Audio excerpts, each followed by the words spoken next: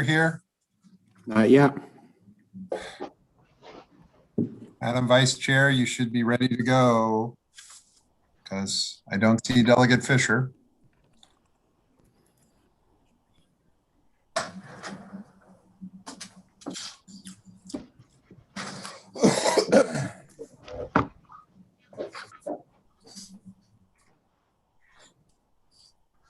We're live. I'll take our call. Good afternoon, everyone. This is the House Judiciary Committee. I am happy to be here today. All right, we have 5 bills on today's list. I believe it's 5 bills. No, it's 5 bills. The first in order is supposed to be Delegate Juanita Fisher's bill. However, I do not see her. So we're going to go to the next bill on the list. Wow.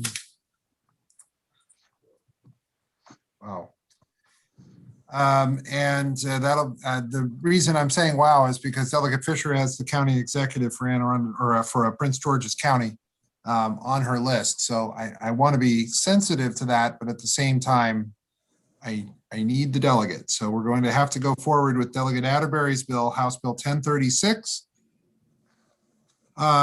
We will be hearing from Delegate Atterbury for 3 minutes, and then Annie Kenny, Paul Griffin, Daniel Saunders, Catherine Spearman, Michael Lohr, and Jocelyn Wolf. So if the Vice Chair would like to begin, you have 3 minutes. Thank you very much. Thank you, Mr. Chair, and good afternoon, colleagues. I am Delegate Vanessa Atterbury here to ask for your favorable report on House Bill 1036. I would like to start out by thanking the Secretary, Senator Lee, and the members of the work group to study child custody court cases involving child abuse and domestic violence allegations. A couple weeks ago, I presented a piece of legislation that was a result of the work group's activities related to custody. And this is another piece of legislation that is a result of the work group's activities. So essentially, this bill focuses on training, and we've heard a lot of training bills this session. But this bill in particular deals with training for judges and best interest attorneys when you're dealing with domestic violence and child abuse cases. Specifically, it requires the court to order a danger and lethality assessment in certain circumstances. It establishes a minimum training requirement for judges that oversee child custody cases involving domestic violence and child abuse, and requires minimum training for best interest attorneys that oversee those or that are appointed in those cases as well. And the work group thought that this was particularly important because the science relating to domestic violence and abuse is ever changing, right? And we're always learning new things. For instance, ACEs. And alternative childhood experience. I've been trained in ACEs since I've been a member of the legislature. I know I hosted a big workshop with Senator Hayes, and we had a large group of other legislators being trained in ACEs. And so because the science is emerging, we think that it's best that the judges and the best interest attorneys be up on what is known at the time. I would also just like to point out before I close that recently in 2018, the United States House of Representatives adopted a resolution, quote, declaring that allegations of domestic violence and child abuse are often discounted in child custody litigation, thereby placing children at ongoing risk when abusive parents are granted custody or unprotected parenting time by the courts. And there up to 58,000 children each year in this country are ordered by a court in some form of unsupervised contact with a physically or sexually abusive parent. And so that was the work of the work group, really focused on how to protect those children. And so I'll ask for a favorable report on House Bill 1036, and you can hear from the other panelists. Thank you, committee, and thank you, Mr. Chair. Hear from Annie Kenny, please, for 2 minutes. Hi, my name is Annie Kenny, and I am a single mother to 3 daughters from St. Mary's County. Several years ago, I discovered that my husband was abusing one of my daughters. He was indicted on felony child sex abuse charges, and he is now a registered sex offender for life. It's been 4 years since his initial arrest, and I am still in family court trying to protect my other 2 daughters. It's important to understand also that before I ever stepped in family court, he had already been convicted. So we were never discussing allegations of abuse. We were discussing confirmed abuse. However, my judge never even used the term abuse during our first 2 hearings. Our first 2 hearings, he described the crimes as demeaning and humiliating behaviors towards my child. It was at our 3rd hearing that he started using the words abuse, but even now he has yet to use the term sexual abuse. A couple of years into this process, the Maryland State Police actually granted me an unrestricted wear and carry permit, granting me permission to carry a handgun with me. And their decision was based on my ex-husband's behaviors and documented correspondence between the 2 of us. I also was sent by a child advocacy group to have a lethality assessment by a domestic violence organization who scored me a 9 out of 11. So I had domestic violence experts and the Maryland State Police considering me to be in danger when it came to my ex-husband. However, family court was still telling me to co-parent with him. I was still required to have routine phone calls. I was meeting him weekly for dinners to supervise interaction between him and my children. I just think there are a lot of well-intentioned professionals in the family court system that just don't have a thorough enough understanding of the issues here. Thank you for your time. Thank you very much. Paul Griffin, please, for 2 minutes. Yes, thank you, Mr. Chairman. Pardon me for not wearing a tie. I just had surgery on my neck and I can't wear it. I apologize. I'm here. I'll introduce myself. I'm the legal director of Child Justice. I was a member of the organization, the group that met on this. We're asking for a favorable report for HB 1036. We really feel this shouldn't be a controversial bill. We're simply asking for training for 2 of the most important persons in child custody cases that involve allegations of domestic violence and or child abuse. We're not asking for a preordained outcome in those cases. We aren't asking for a shifting of the burden or a change in the burden of proof in those cases. And we absolutely are not pointing fingers at or casting blame on the courts or our children's attorneys. We recognize that the courts here have a very difficult job, and most judges don't have much history in family law, let alone the dynamics of domestic violence or child abuse. What we're trying to do here is to help the courts by providing them with some additional tools that will help them come to better outcomes, whether that's finding correctly that there was abuse or correctly ruling out abuse. Training, that's all we're asking for. I've never observed so much opposition to the concept of training. I've heard many of the arguments against it. I've heard that the training that we're asking children's attorneys to have will be is unnecessary because they already have training and it is sufficient. I can tell you I've had that same training. I am a registered child's attorney in Maryland. It is not sufficient. You get about 45 minutes of training on domestic violence and child abuse one time. That's totally insufficient. Even though the instructor was wonderful, lawyers in those cases need much more training. I've heard that requiring those attorneys to have more training will turn away people from becoming court-appointed attorneys. I don't believe that's correct. I think that that they will step up to the plate and take the additional training. I also heard the separation of powers arguments that we're trying to force something on judges that we can't do. Well, I know of other areas that where this very body, this legislature, has required judges to have other specialized training before hearing other certain cases. One example of them is this child abuse assistance cases. So those cases, that that body of law has not been ruled unconstitutional. So I question. Mr. Griffin, if you'd please begin to wrap up. Oh, very well. I've litigated cases where judges lack even the most basic knowledge of child abuse or domestic violence. And that's what me as an attorney with experts there, I fear for those parents like the one you just heard who may not have had an attorney there. I believe the education we're asking the judge to have is a very necessary tool for Maryland. Thank you very much. Thank you. Daniel Saunders now for 2 minutes, please.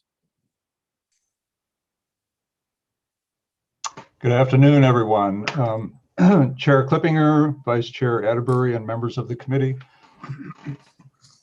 Thank you very much for giving me this opportunity to strongly voice my support for House Bill 1036. Let me get my notes up here. My name is Daniel Saunders. I'm Professor Emeritus at the University of Michigan. My research, teaching, and service have focused on the problems of domestic and dating violence over my 45-year career. Included in my work has been training and research on judges and attorneys. I'd like to stress what I imagine you already know, that custody and visitation determinations in domestic violence cases need to be made with extreme care. Victims and their children risk serious harm if sole or joint custody is awarded to a violent parent. The need for professional education is real. In surveys that we've done of judges and attorneys, they have the least amount of knowledge compared to other professionals on post-separation violence and screening. Judges tend to believe that victims are trying to alienate the child from the other parent compared to other professionals. Gender bias is a huge problem, including reports from Maryland. One committee concluded the most troublesome issue disclosed by the committee's investigation is that some judges refuse to consider at all or give little weight to violence, which is when the mother has suffered at the hands of the father. So there's a number of types of bias. I want you to know that domestic violence training is mandated for judges in 22 states, and judges who receive education tend to give battered mothers sole custody compared to untrained judges. In one study of a national program, judges tended to overestimate their skills and competence in DV cases before the training. So House Bill 1036 has many strengths that will help to fill the gaps in knowledge and practice. There'll be information on coercive and controlling forms of abuse. That's very important. There'll be training on the impacts of Mr. Saunders, I'm going to Yes. need you to begin to wrap up, please. Okay. And then one of the very important aspects is an order given for danger and lethality assessment. That will be essential in these proceedings. I've read the concerns raised by 3 advocacy groups. I think those can be addressed. The danger assessment protocol, the most valid measure, can be used in court settings. And I look forward to answering any questions the committee might have. Thank you very much. Catherine Spearman, please. Hi, thank you. I am a protective parent. In 2015, my 4-year-old son disclosed to me that my then husband, his biological father, had been playing a game with him called Poisonous Snake. My son acted it out, and he told me that he had to drink the milk from the snake or daddy won't play baseball with me anymore. My son explicitly recounted the story to 2 other adults, including to a therapist at a nationally accredited child advocacy center. I reported what my son told me to Baltimore City CPS and the police. To even get the case to trial cost me, with borrowed money, mostly from my parents, over $700,000. It was not enough. Before the issue of sexual abuse had been adjudicated, I expressed concern that the best interest attorney, Renee Aids, and the supervisor were allowing him to bathe the children during his supervised visits. Ms. Aids responded by sending this email to the custody evaluator. I'm not happy that Katie is circumventing baths with the boys. Hopefully the boys will get filthy playing outside today, so there will be no choice but for father to give them a bath. Thoughts? Ms. Aids' BIA had no significant prior training in child sexual abuse, in intimate partner violence, or coercive control. The best interest attorney is supposed to represent the children, but yet Ms. Aids' BIA filed multiple joint motions together with my son's alleged abuser for him to have sole physical and legal custody of the children.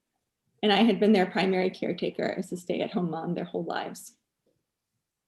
When Judge DePietro, the presiding judge for my case and the now judge in charge of Baltimore City Family Court, ruled, I lost legal custody of my children and 50% physical custody of my children to the person my son had told me and 2 other adults had sexually abused him. Judge DePietro said, again, if mother is of the belief that father is an abuser, then I do not believe that she will make legal custody decisions that would necessarily be in the best interest of the children. I'm concerned about whether that would necessarily be in their best interest or would it be done to further some other objective. I lost legal custody, according to Judge DePietro, because I had believed the abuse occurred. I believed my son. As a result of reporting what my son told me, which is required of me under Maryland Family Law Statute 5-705. Ms. Spearman, if you would begin to please wrap up, I would appreciate it. Sure. I had to file Chapter 7 bankruptcy due to extraordinary legal fees. I lost my home. My wages are still garnished by the best interest attorney, who charged over $360,000. Not a month has gone by that I haven't faced ongoing litigation against me. Within weeks after my ex filed for the last change in custody, he left all 3 of the children unattended with a firearm. As others have mentioned, training around lethality assessments is also needed. While my story is tragic, I am not alone. Training for judges and best interest attorneys on the dynamics of family violence is a simple ask, and it's common sense legislation. Ensuring judges and BIAs are equipped with the requisite knowledge is the right thing to do. Thank you. Thank you very much. All right, Michael Lohr. Mr. Chairman, Madam Chair, Michael Laurie, Senator Lee is the cross-file. I know this is unusual. I wouldn't be here if it wasn't for the fact that I've got an important background for you all to see. I know you're familiar with my current background, but I'm going to provide background on 9101 and mandated reporting. You're all familiar with the criminal penalty for mandated reporters. You guys made it up to 3 years. Judges are not mandated reporters in Maryland. We're not advocating for judges to be mandated reporters, but I just thought you should know a lot of other states require certainly what we call BIAs to be mandated reporters, and a lot of other states actually require judges to be mandated reporters. So this is a training requirement that is needed because judges are not mandated reporters. And a lot of these family law cases do not trigger an investigation. Judges need special training to differentiate these allegations of abuse and perhaps report it through the right mechanisms. We're not requiring that. This report you were all briefed on. You're going to see some celebrities perhaps on Alan V. Farrow this Sunday, episode 3. I got a copy ahead of time. You're all part of episode 5. They didn't really highlight this in Alan V. Farrow, and I can't provide any spoilers. But what happened was John Gardner came about after the 1984 report, which is in my written testimony, where the Senate and Mike Miller, the chairman of JPR, sent over to you a version of 9101, which was the same part of the same package which created the mandated reporting requirement, the initial one. And in that, they were addressing this gap. This is a gap where it's foreseeable. In fact, by the very definition, you're going to have children who are abused in this group. Richard Gardner came around in '87 propagating an explanation for this epidemic of child sexual abuse, especially, but other types of abuse. Parental alienation is real. Parental alienation syndrome is not. Parental alienation as a topic should not make a child's voice quiet. If you watch Alan V. Farrow, I think it's one side of the story, but that's the side that was silenced. And the judges there, thank God the family court judge there had a wife who had a familiarity with domestic violence and family law. Mr. Laurie, you need to wrap up, please. I'll just finish with this. The court says we can't even examine the training materials for judges. They added this as a rule over the summer 2020 while our work group was functioning and asking for this information. That is not a democratic process, and we can't make policy this way.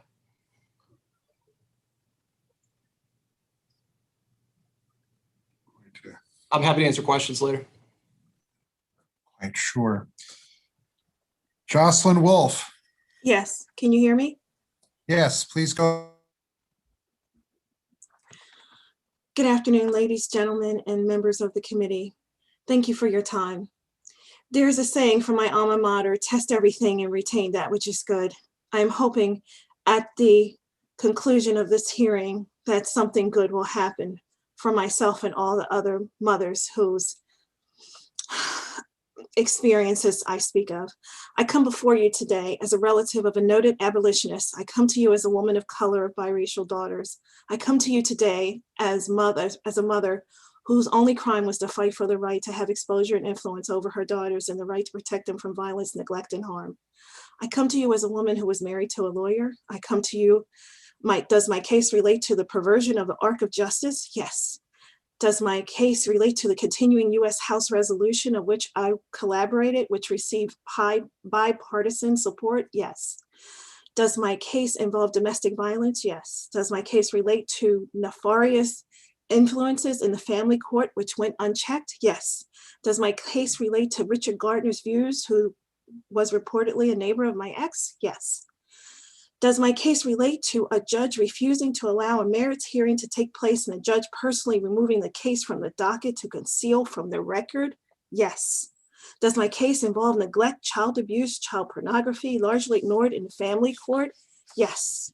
Does my case involve awful custody scenarios, gaslighting, judicial and financial abuse, $200,000 and my pension gone? Yes.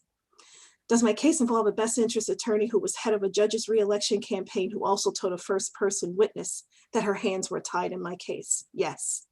Does my case involve the pain of the intensity of 1,000 burning suns? Yes. I fully support Senate Bill 1036.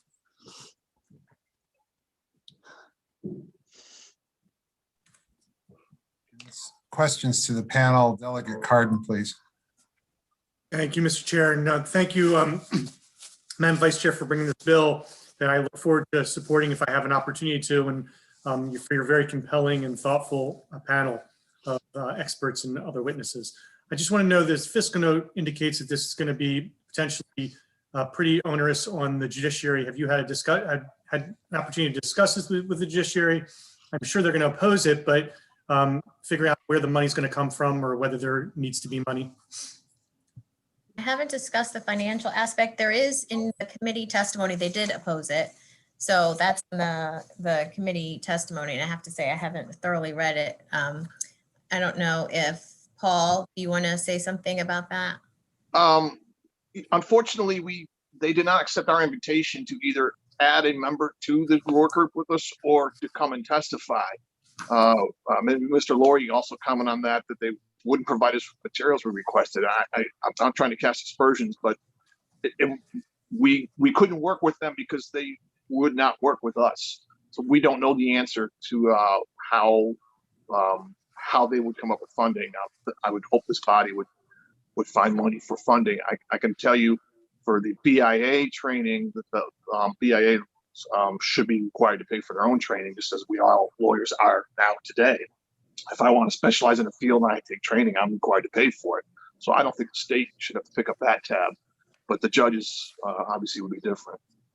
I also say, Delegate Cardin, I did try to, even outside the work group, had a separate offline meeting one evening, and they were to provide, and it was myself, Senator Lee, Senator Carozza, and some members of the bench, and they were going to provide us with some information, and they did not.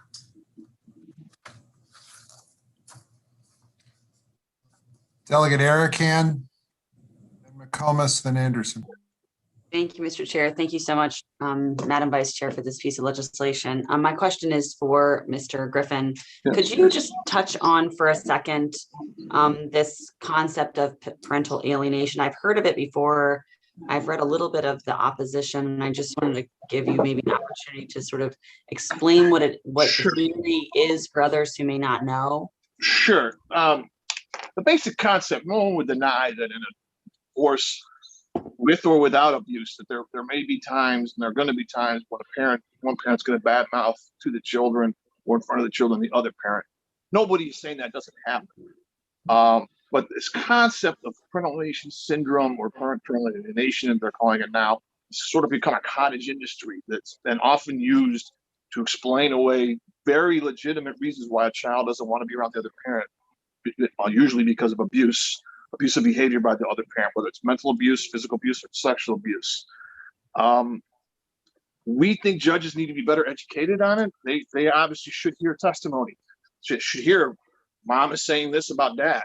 We have witnesses to it. They should hear that. We're not saying they're not, but they should have an understanding of parental alienation. And I've got a transcript from a lawyer friend of mine in the country, Richard Cody, who had a hearing just in January, a trial in Pennsylvania.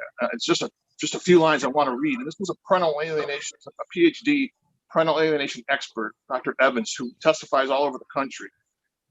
And this is how his view of parental alienation. The lawyer asked him, quote, okay, he's trying to determine how bad parental alienation is on a spectrum of abuse.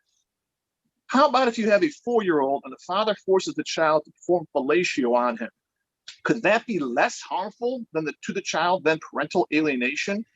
The expert answered, potentially, yes. Next question. How about the father actually fully penetrates his 4-year-old daughter's vagina with his penis? Could that be less harmful to the child than parental alienation? Answer, potentially, yes. So some of these experts are actually taking this absurd position that the most heinous abuse a parent can perform on the child, which is sexual abuse, the biggest betrayal, is not nearly as bad as parental alienation. It's like a cult. It sounds like a cult. Yeah. By any definition, that should be considered junk science. Courts should have training in this. They're not going to have lawyers like Richard Cody or Luann McKenna, my colleague, or one of the witnesses on the other side, Lori Ruth, who's an excellent attorney, there to educate the judge on this. So the concept came from a man named Richard Garner. If I could just read one more quote, because one of the opponents sent over to you all a document about parental alienation, and in it they defend Richard Garner, stating that, here's the document, you'll see it looks just like this. It says myths and truths about parental alienation. And the supposed myth that our side is saying is that parental alienation theory was created by a pedophile. And then the truth, that, as they say, is Dr. Richard Gardner coined the phrase parental alienation syndrome. His clinical descriptions of sexually abused children have been mischaracterized by child abuse and domestic violence advocates to portray him as a pedophile. Such advocates engage in ad hominem attacks by taking his writings out of context to further an agenda that denies parental alienation is real. So I've got many of Richard Garner's books. Let me just read, these aren't even necessarily the worst quotes, but here's one that I have where he talks about men who actually have sexually abused their children and how you should counsel them. The father, the abuser, father has to be helped to appreciate that there is a certain amount of pedophilia in all of us. He doesn't know this already. He has to be helped to appreciate that pedophilia has been considered the norm by the vast majority of individuals in the history of the world. He has to be helped to appreciate that even today, it is a widespread and accepted practice among literally billions of people. He has to come to appreciate that in our Western society especially, we take a very punitive and moralistic attitude towards such inclination. This is the father, Richard Gardner, the father of parental alienation, and they're claiming that we're taking his words out of context, that if he's not a pedophile, he's certainly pedophile adjacent. I'm not saying that the witnesses are coming later believe in pedophilia. I'm saying the opposite. I know these people, they're wonderful. We disagree on this issue. What I am saying is they're unaware of what's going on in these courtrooms with some of these experts who rely on parental alienation and its basis and how it is used to put all blame on the protective parent and to shift any focus away from a potentially abusive parents. Judges need to know this. They need to be trained in this. They need to understand. They need to hear if mom or dad is saying bad things about the other parent. Absolutely. But they also need to understand the context of what might else be going on, and that some of the theories being put in front of them may very well be the junkiest of junk science. So I think, is Gardner still, is his evidence, is his science still used in Maryland courts? I believe so. It was by the person who sent this information over today to your committee or earlier to your committee. Some of the, it's a complicated yes and no, quite frankly. A lot of them have stopped using the term parental alienation syndrome. They just call it parental alienation. But if you do a line by, and a lot of them disavow Richard Gardner because of the pedophilia, which is why I was surprised to see this one witness defending Richard Gardner by name. But when you look at side by side of what they call parental alienation syndrome, which many of the advocates of parental alienation disavow, it's the same thing. It's all the same. They just took the word syndrome out of the title and still use it, the same theory and the same language. Look, like I've said, it does happen. People do disparage other parents, and it does have a negative effect on the child. Absolutely, those behaviors should be considered by the court. We're not saying they should. We're just saying there needs to be a broader education to understand that when someone jumps up and says parental alienation, alarm bells should go off, and the judge should be looking to root causes, what's beneath this. Why is this child resistant? Is it because mom is disparaging dad? Is it because dad is abusive and they're trying to shift the focus away? And certainly when they're quoting Gardner or any of the studies that quoting Gardner, I think they should look greatly askance and read his own words.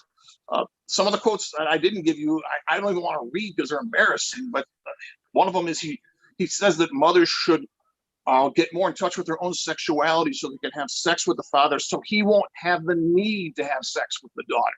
So they're blaming the mother's lack of sex drive for the father's quote unquote need to have sexual intercourse with their daughter. That is. I'm going to ask for the answer to come to a conclusion here a little bit. Yes, I just say that is the parent of the parental alienation theory.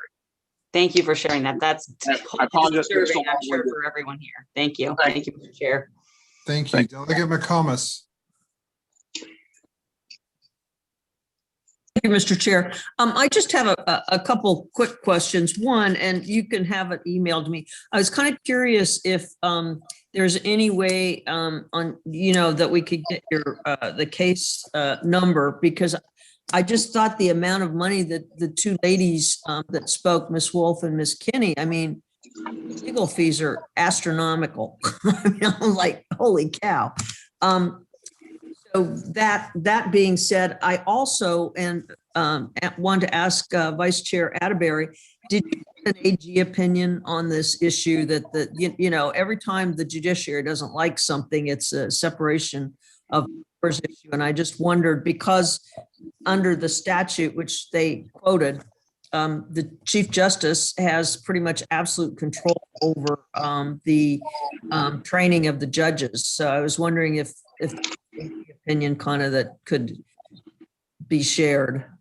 Yeah, I think I did not request one, but I think there was one requested, so I'll get that. Okay, all right. So then I guess the other quick question is for the mothers that had these horrible cases. Was there any psychological evaluations or psychological testing done in your cases between the two parties?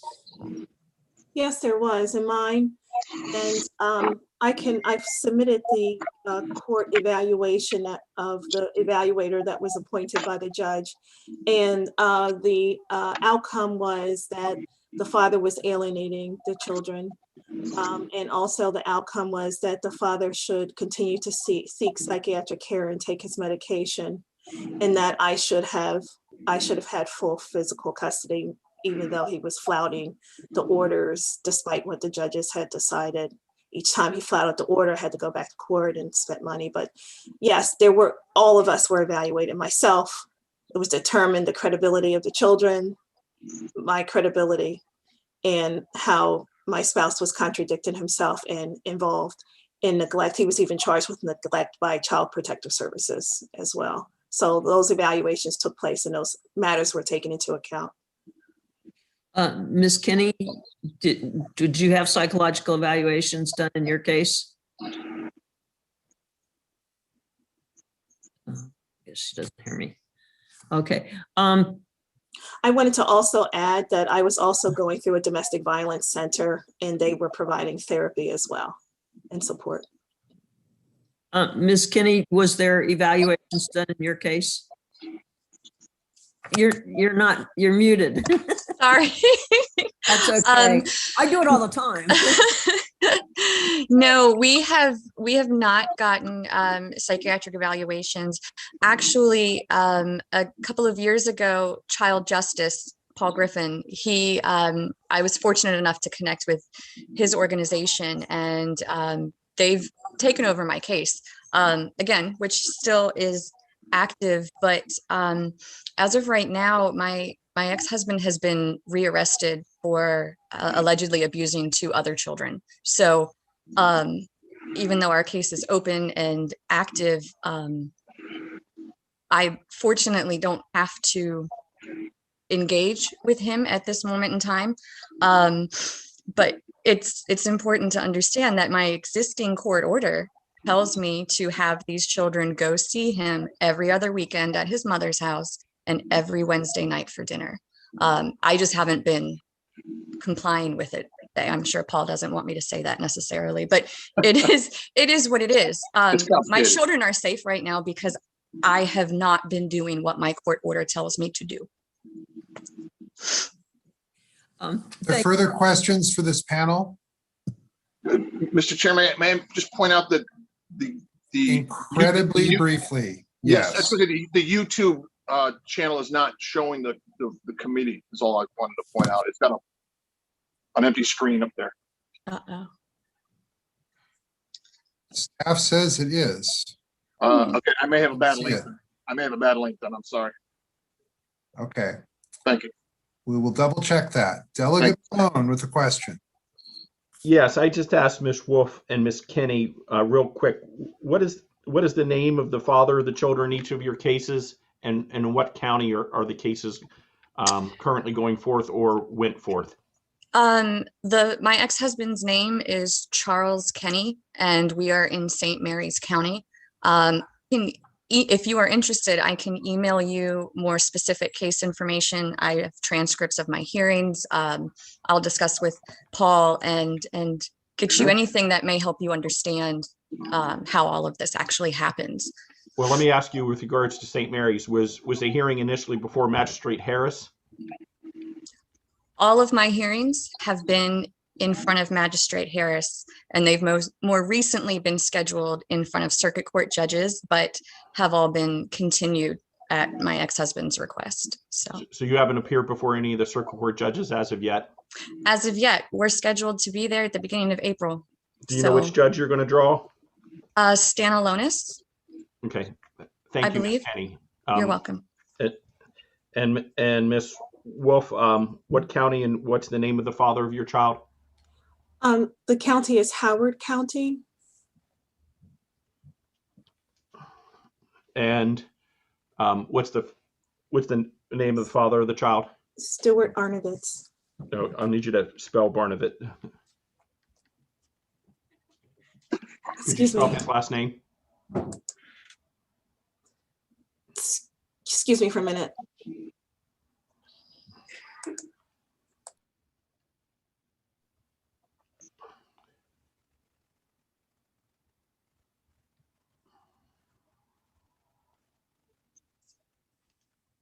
I apologize. It's okay. The name is Stuart Arnovitz, Arnovits. Thank you very much. Are there further questions for the panel? Seeing none, thank you very much. Thank you. We will now go to a panel of people who are favorable with amendments. Michael File, he will want to share a video, so he'll need to be made co-host to share his video. However, we will it'll be a 2-minute testimony. So Joan Cloth Zanard, Maria Villamar, Camille Cooper, Danielle Pollock. And then we'll hear the panel of those people in opposition.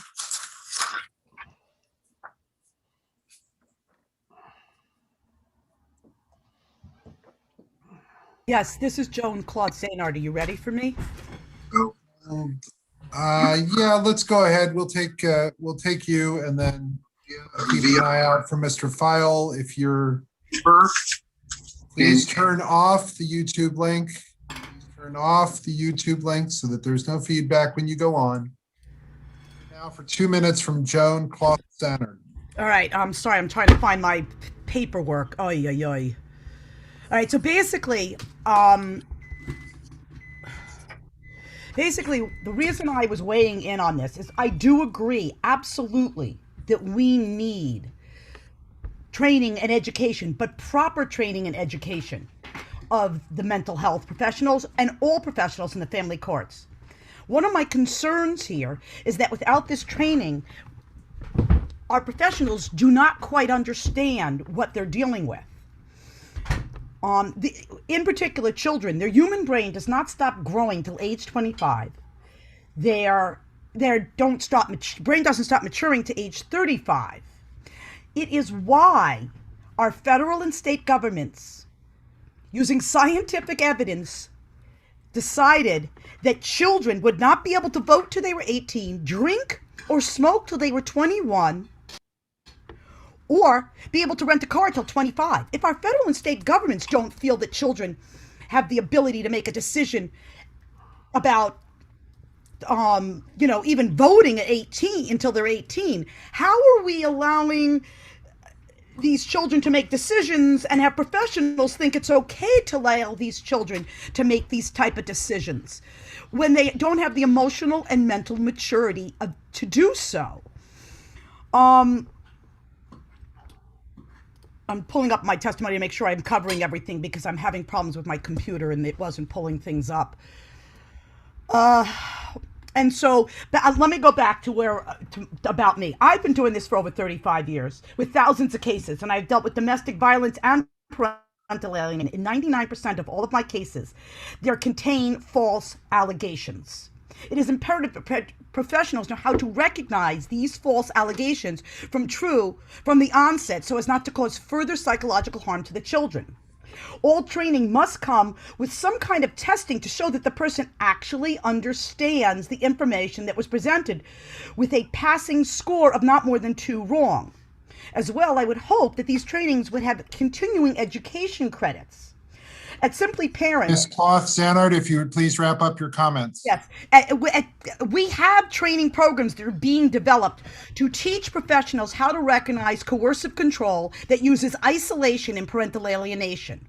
If you read my testimony, you will see I have laid out exactly all the scientific and statistical data you need with sightings that support that parental alienation is not only real, it is a form of family violence, and we debunk all the myths and give you the truths supported by documented information that parental alienation or coercive control using isolation is real and does horrific damages to the children and their families. Thank you very much. I can see Mike File, please. So we'll hear from Mike File for 2 minutes.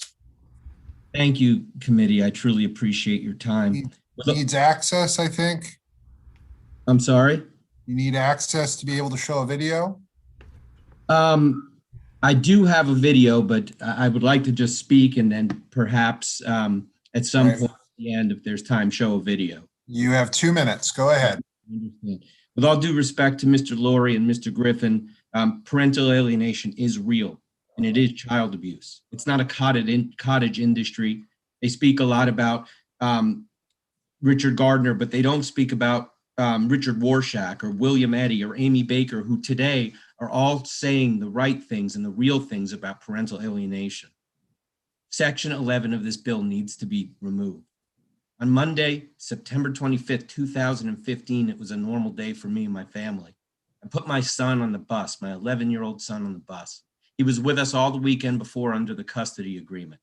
He was with cousins, myself, my wife, his brother. I put him on the bus to middle school. The end of that day was anything but normal. His mother took him from us, and he has never since returned to our house. You need to take Section 11 out. It is heartbreaking that it's in there.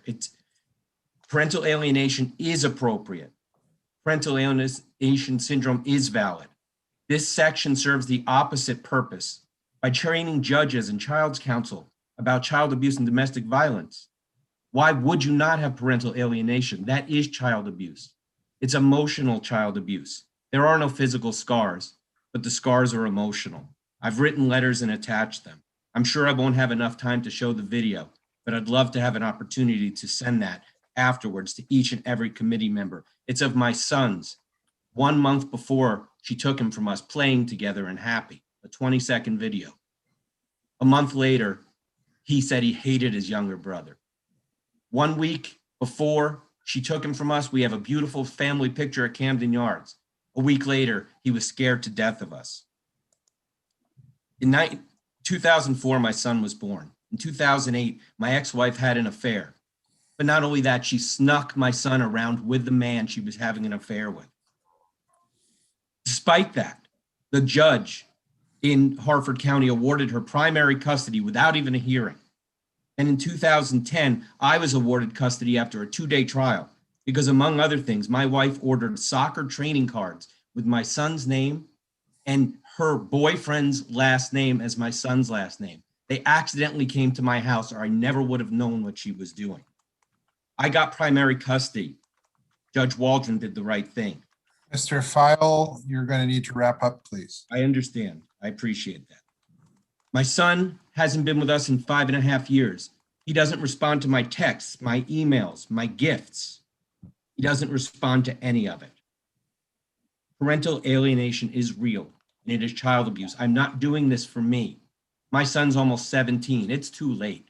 But for others who are going through this now and will go through it in the future, the parents and the children who are being psychologically abused from alienators, from manipulators, from people who are narcissists and have borderline personality, I do it for them. I would stand up for them any day. Please take out the Section 11 in this bill. I beg of you. Thank you. Thank you. We'll go now to Maria Villamar, please. Yes, good afternoon, Mr. Chair, Madam Vice Chair, and members of the committee. My name is Nina Villamar, and I'm the Chief of the Parental Defense Division of the Office of the Public Defender. We represent parents whose children have been or are about to be separated from them by the Department of Social Services due to allegations of abuse or neglect. Many of our cases involve child abuse and domestic violence. So even though this bill addresses private family disputes, usually parent versus parent, this affects the parents that are involved in the types of cases that we represent them in, because the same judges handle those cases as well. And so we support this initiative to train them on these very critical and important issues, but with some amendments. Our proposed amendments are detailed in our written testimony, but I will highlight the main ones here. The first is that magistrates should also be required to be trained, because they are the ones who initially hear the cases and then make recommendations to the judges. As you heard from the testimony of one of the parents who was involved, her case hasn't even been before judges yet. It's all been before magistrates. And so we believe that it's necessary for the magistrates to receive the same training. I also echo the request to delete the subsection regarding parental alienation.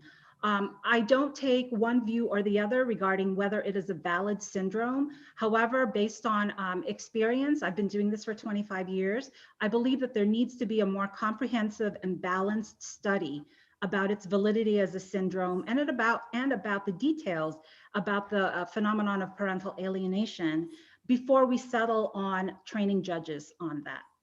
And then the third recommendation for an amendment is that judges and magistrates should be trained about why an adult victim of domestic violence may not leave or report the abusive partner, even though the child is then exposed to the domestic violence, to the child's detriment. And the reason that we're requesting this amendment is that the Department of Social Services usually alleges that the abused parent is simply neglecting the child by not leaving the abuser, and then uses that as a basis for removing the child from that parent as well, which adds to the child's trauma. Thank you. Thank you very much. We'll go now to Camille Cooper, please. Good afternoon, Mr. Chairman, Madam Vice Chair. My name is Camille Cooper. I'm Vice President of Public Policy for RAIN. RAIN operates the National Sexual Assault Hotline. About 50% of the people that visit our online hotline are minors. About 69% of those children are being abused by a family member. About 76% of those children are living with that abuser. From our vantage point, we serve about 35,000 people a month at our organization, and what I can tell you is that child sexual abuse is an epidemic. I was part of the working group. I sat on the judicial subcommittee. We support this bill. I would like to ask for one small amendment to Section 11. I know that that seems to be the most controversial section here. We do support that section. I do think it needs a little bit of clarification, though.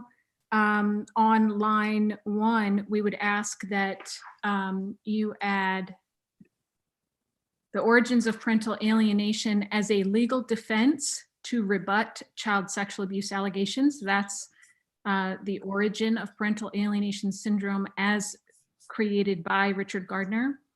And then for number 3, we would ask that you add to the inappropriateness of the use of parental alienation in child custody cases involving allegations of domestic violence, child abuse, and child sexual abuse. I think that that might alleviate some of the concerns of the people opposing the bill that want the whole section struck from the bill, but it is really important. And I think that judges overwhelmingly want to be well educated when these cases come before them. And the more information that they have, the better they're going to be able to sort of cut through some of the acrimony and some of the complexity of these cases, and it will give them a foundation to make better decisions on behalf of children. Thank you.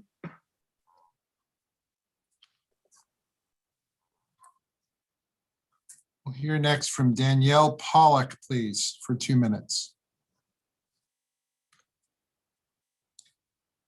Danielle Pollock?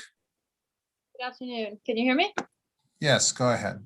Thank you, Chairman and Vice Chairwoman, for inviting me to testify. My name is Danielle Pollock. I'm with Child USA, which is a national think tank on child protection. And I lead legislative reforms in several states on family court reform, statutory changes. And I want to thank you for this bill. We support it. We are very appreciative of the work group being convened and the recommendations that came out of it. I have been working for years in this area, and I have heard from thousands and thousands of protective parents in this situation where their children are being abused, and they come before the family courts and they are court ordered to send their children to someone they know is abusing. This is a pervasive problem. Leadership Council did an analysis. It's been a few years, so these numbers could, maybe need to be updated, but their analysis then was that every year, over 50,000 children a year are being court ordered to be in the care of an abusive parent. So it's a pervasive problem. It's not just in Maryland, unfortunately. Courts are not getting it right. And so we support this. We absolutely want to see more evidence-based training in the courts for judges, also for magistrates. I agree with the comment earlier that magistrates need to be trained also because oftentimes these cases don't even get before the judge. Also, guardian ad litems need to be trained in the latest research and evidence-based practices about what we know about child abuse and especially child sexual abuse. The national study from GW Law that looks at over 4,000 cases shows that courts are really getting it wrong, especially when there's an abuse allegation and a cross-claim of parental alienation. It cuts the courts believing the abuse claim in half when there's a cross-claim. So they're ready. Pollock, yes. Please need you to begin to wrap up, please. Okay, so I just want to point out there's so many parents who come and they know their children are being sexually abused and they're not able to get them safely away from the abuser because the courts lack this understanding. So we support this bill. On section 11, which seems to be the most controversial, we would recommend adding a third point that says something to the manner of the court should be trained on the lack of credible scientific support for parental alienation, not parental alienation syndrome. Thank you very much. Thank you very much. Questions to the panel, the vice chair. Thank you, Mr. Chair. Just a quick question for Ms. Cooper. One, thank you. I know you put a lot of work and effort, energy, and time into the work group, so I appreciate that. Can you email, because you didn't submit written testimony and you made a recommendation. I just wanted to know if you could email that to me, please. Absolutely. Thank you. Delegate Erican, then Conaway. Thank you, Mr. Chair. My question is for Ms. Cloth Zenard, if she's still on here. I don't see her. There I am. Go ahead. Oh, there you are. You mentioned in your testimony that 95% of your cases involved false allegations. Could you tell me who in those cases, which party, the ones that you represented or the other party were the ones that were providing the false allegations? You're asking a kind of two-sided question. I work with victims, or what I actually refer to as survivors of psychological abuse that involves removing or impeding the relationship between the children and the other parent. I've been doing this for a very long time. So most of my clients are coming to me and telling me their story, but I make them provide me evidence. Prove to me that what you're saying is true. When we get done and I start asking them questions, we come out with 99% of the cases have a false allegation of abuse and neglect or in it, and it's repeated. They do this over and over and over. Okay, so you're saying that the guilty party is always the opposing party in your situation. Yeah, for those, yes. I have had other situations where I've actually had people come to me who are actually the alienator, and I lay them out and I say, no, your behavior is inappropriate. You cannot block your husband or the father from XYZ. You cannot do that. You need, if you feel this strongly, you need to get a court order and prove your case. But right now, and I will tell them, no. I think I've had maybe 5 people that I've refused, that it's not that I refused, but that I could not support them because they were alienating the children based on. Interesting. Yeah. That's incredible that you end up with so many cases where your clients are innocent, but thank you very much. Well, I've been doing it for 30 years. Delegate Conaway. Thank you, Mr. Chairman and committee. Ms. Zonard, you said you used the figure 95%, but roughly how many people or different cases does that amount to, roughly? Are you talking to me? I'm sorry. Yes, ma'am. I've been doing this for 30 years. I would say thousands. So, I mean, is it 10,000? Would you say 10,000? Probably from in the past 30 years. If you look at my testimony, I have actually supplied you with the recent statistical research, studies, citations, backing up everything that is in there. It proves that parental alienation is real. It is a form of domestic violence. It is perpetrated by both men and women. It is genderless, raceless, colorless, ageless, sexless. It doesn't matter. Anybody can do it who wants to. It's just, it's not okay. I got you. I need to ask one more question. I need to ask Ms. Cooper a question. You said child sexual abuse, and thank you. You said child sexual abuse is an epidemic. What does that mean? It is pervasive. It is widespread. It's underreported. And we know that probably about a little over 2/3 of all child sexual abuse victims don't ever come forward. They don't report it. So you would say maybe 1 out of every 5 children is abused, or 1 out of every 10, or? Well, that's there's an issue with getting that data, but I can tell you if I looked at, let's just say Virginia's numbers, if I looked at Virginia's numbers, you'd have about 6,000 children that were found to be sexually abused, but there's probably about 18,000 that are either reported or suspected of being abused. You're asking a question that gets into the complexity of social services' ability to be able to substantiate a case, which is a whole nother bill. It's a whole nother conversation about the quality of the investigation. Thank you so very much. Delegate McComas. Thank you, Mr. Chair. This is for, I'm going to just say Joan because I can't pronounce your last name. Do you think a lot of this stuff, if you drill down to everything, is it just an issue of power and control between two people?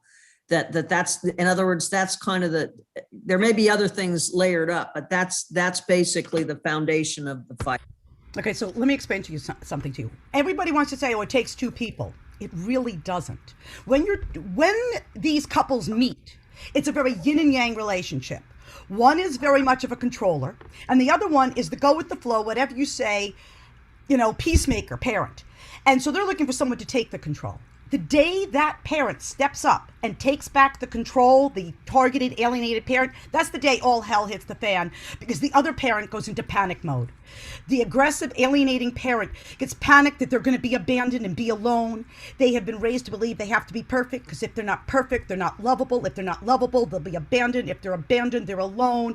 And this makes psychological sense as to why they go on attack mode and start alienating the children. What we've actually found is that in 99% of the cases, the parent that's doing the alienating was abused as a child, whether sexually, psychologically, or physically, and nobody ever saved them. So they're projecting their issues through the children onto the other parents in an attempt to kind of save little them. So it's a very complex dynamic. Most of them don't do it consciously, that they know that they're doing this to hurt the child. Quite often it's a mechanism based off of their family of origin issues that have never been resolved. And one of our biggest problems when you deal with a parent who has narcissistic personality and is alienating, they won't go to counseling. And if they do, it's only to prove that they're perfect. But if they go to counseling, they're in a quandrum because they're supposed to be perfect, and if they go to counseling, then therefore they're saying they're not perfect, and the only way around that is to prove that they're perfect. So you see this vicious circle that these psychologists get looped into, and so the other parent is stuck on the outside trying to be there for their kids, protect their kids just as much as the other parent is. But they've lived their life very laid back, not being aggressive necessarily. I'm not telling you there isn't abuse in relationships. Of course there is. I am a victim of domestic violence. I used to believe that only women were abused. And then I started to learn more because I said, well, that can't be right. I have a guy friend whose girlfriend just beat him up. Wait a minute. So I had to do the research and I started learning, and that was 25 years ago. And from there, I began to get the information from all of my colleagues and the experts out there that there is scientific data that says men and women are abused at the same rate. The problem is men don't report it because they're so afraid if they report it that they're going to be charged with abuse. There is statistical data from the emergency rooms of the hospitals where the number of patients coming in for abuse is equal between men and women.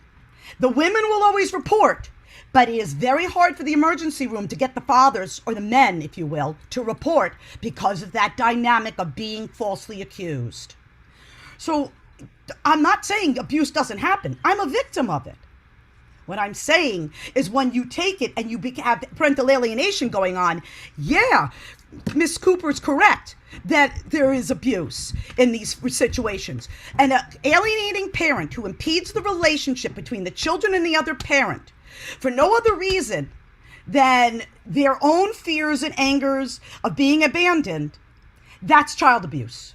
So yes, every one of those cases is abuse. Thank you very much. Are there further questions for the panel? Seeing none, we thank you all very much for your testimony. I'm going to go to the opponents of the bills now. Jack Kammer, Melanie Shapiro, Lori Ruth, Rebecca Fleming. We'll hear from the four of them, 2 minutes each. We'll see who enters the room first.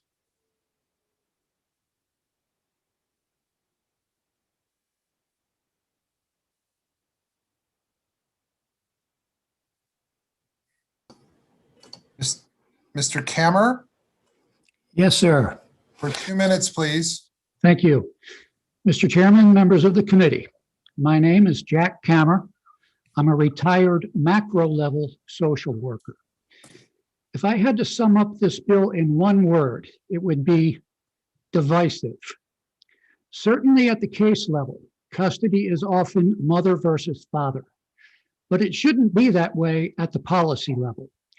The General Assembly strongly values the importance of mothers for children. The consensus appears to be much less robust for the importance of fathers for children. It's hard to imagine the General Assembly would consider a bill that would tell judges, if the father says the mother is committing alienation abuse, you must rule that the mother's claim of domestic abuse is inappropriate. But here we have a bill that would do very much the same thing with the gender bias reversed. If the mother says the father is committing domestic abuse, you must rule that the father's claim of alienation abuse is inappropriate. Fathers want to be valued and respected in the domain of family and relationships as much as women want to be valued and respected in the domain of politics and business. Think of how much we wasted the political and business talents of women in the bad old days. Please think of how much we waste the parenting and nurturing talents of men still today.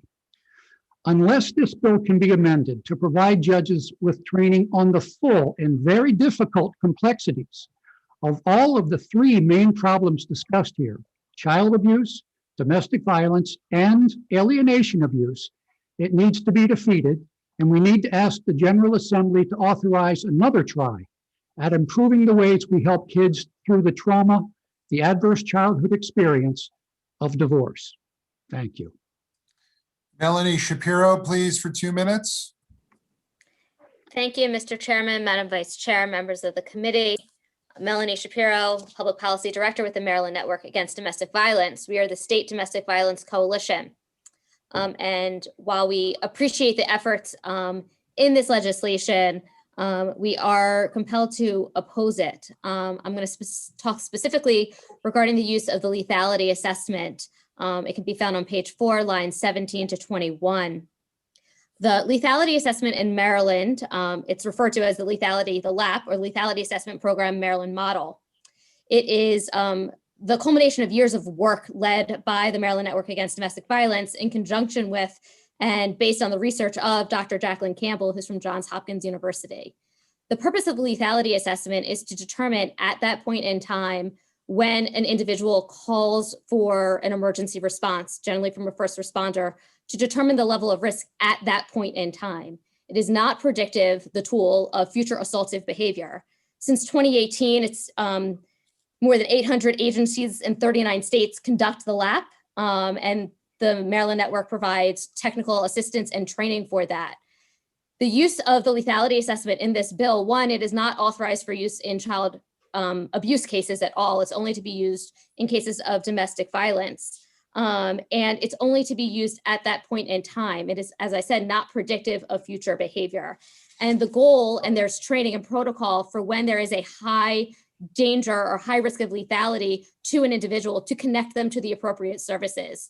None of the protocol for how the tool will be administered, what will be done if there's an individual who's identified as high risk of lethality, or how that would interplay in a custody proceeding when there's allegations or findings of domestic violence, because that is going to be on a random set court date. Who is going to be administering the tool? Who is going to connect that individual if there's a high risk of lethality to the appropriate services? There's an extensive protocol that goes under annual review by an advisory council comprised of national experts on this. Ms. Shapiro, I need you to wrap up. Yes. So for all of those reasons, we are opposing House Bill 1036. Thank you. Lori Ruth. Good afternoon, Mr. Chair, Madam Vice Chair, members of the committee. My name is Laurie Ruth. I'm the legal director at the Women's Law Center of Maryland. I'm really sorry to have to be here today to oppose a bill of Delegate Atterbury's, our good friend, and indeed Senator Lee on the other side. However, while we agree with the premise behind a lot of the bill, that judges and magistrates should be required to undergo significant training using current science and information on child abuse and domestic violence and its effect on children, we think this bill is very flawed. I won't address the lethality as Ms. Shapiro did, but a few other specific things about the bill. And first I'll say I was also on the work group, and the judiciary did refuse to give us any information about what training they use, but I don't want the committee to leave with the impression that they don't get any training. All new judges go to what we call baby judges school affectionately, and they go to other training, and they have a continuing education component, which although it is elective, the people who are interested and want to can select family law issues in that.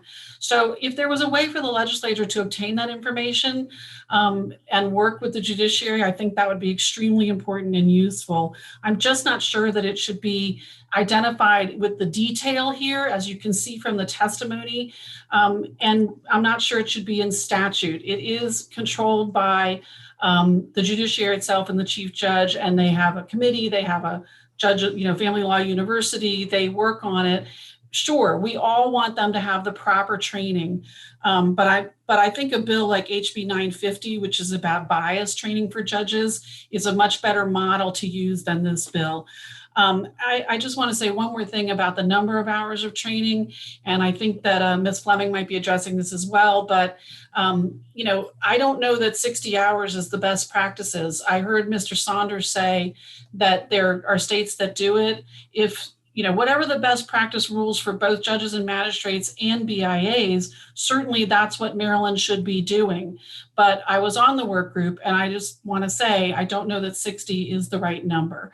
And I do think that there is some expense and cost for BIA training has to be recognized for solo practitioners. First of all, 60 hours out of their work week or 2 weeks, and the fee, the newest one I just saw for BIA training currently was $195. Frankly, our nonprofit can't pay that.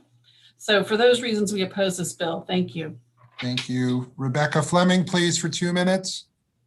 Thank you, Mr. Chairman. I'm here on behalf of the Family and Juvenile Law Section Council of the MSBA. We oppose this bill because we think that the training requirements should remain with the Rules Committee. And part of the reason we strongly believe that is because some of these concepts change over time based on differences in social science as we progress through time. Delegate Atterbury, I believe, mentioned adverse childhood experiences when she spoke, and that is a relatively new term.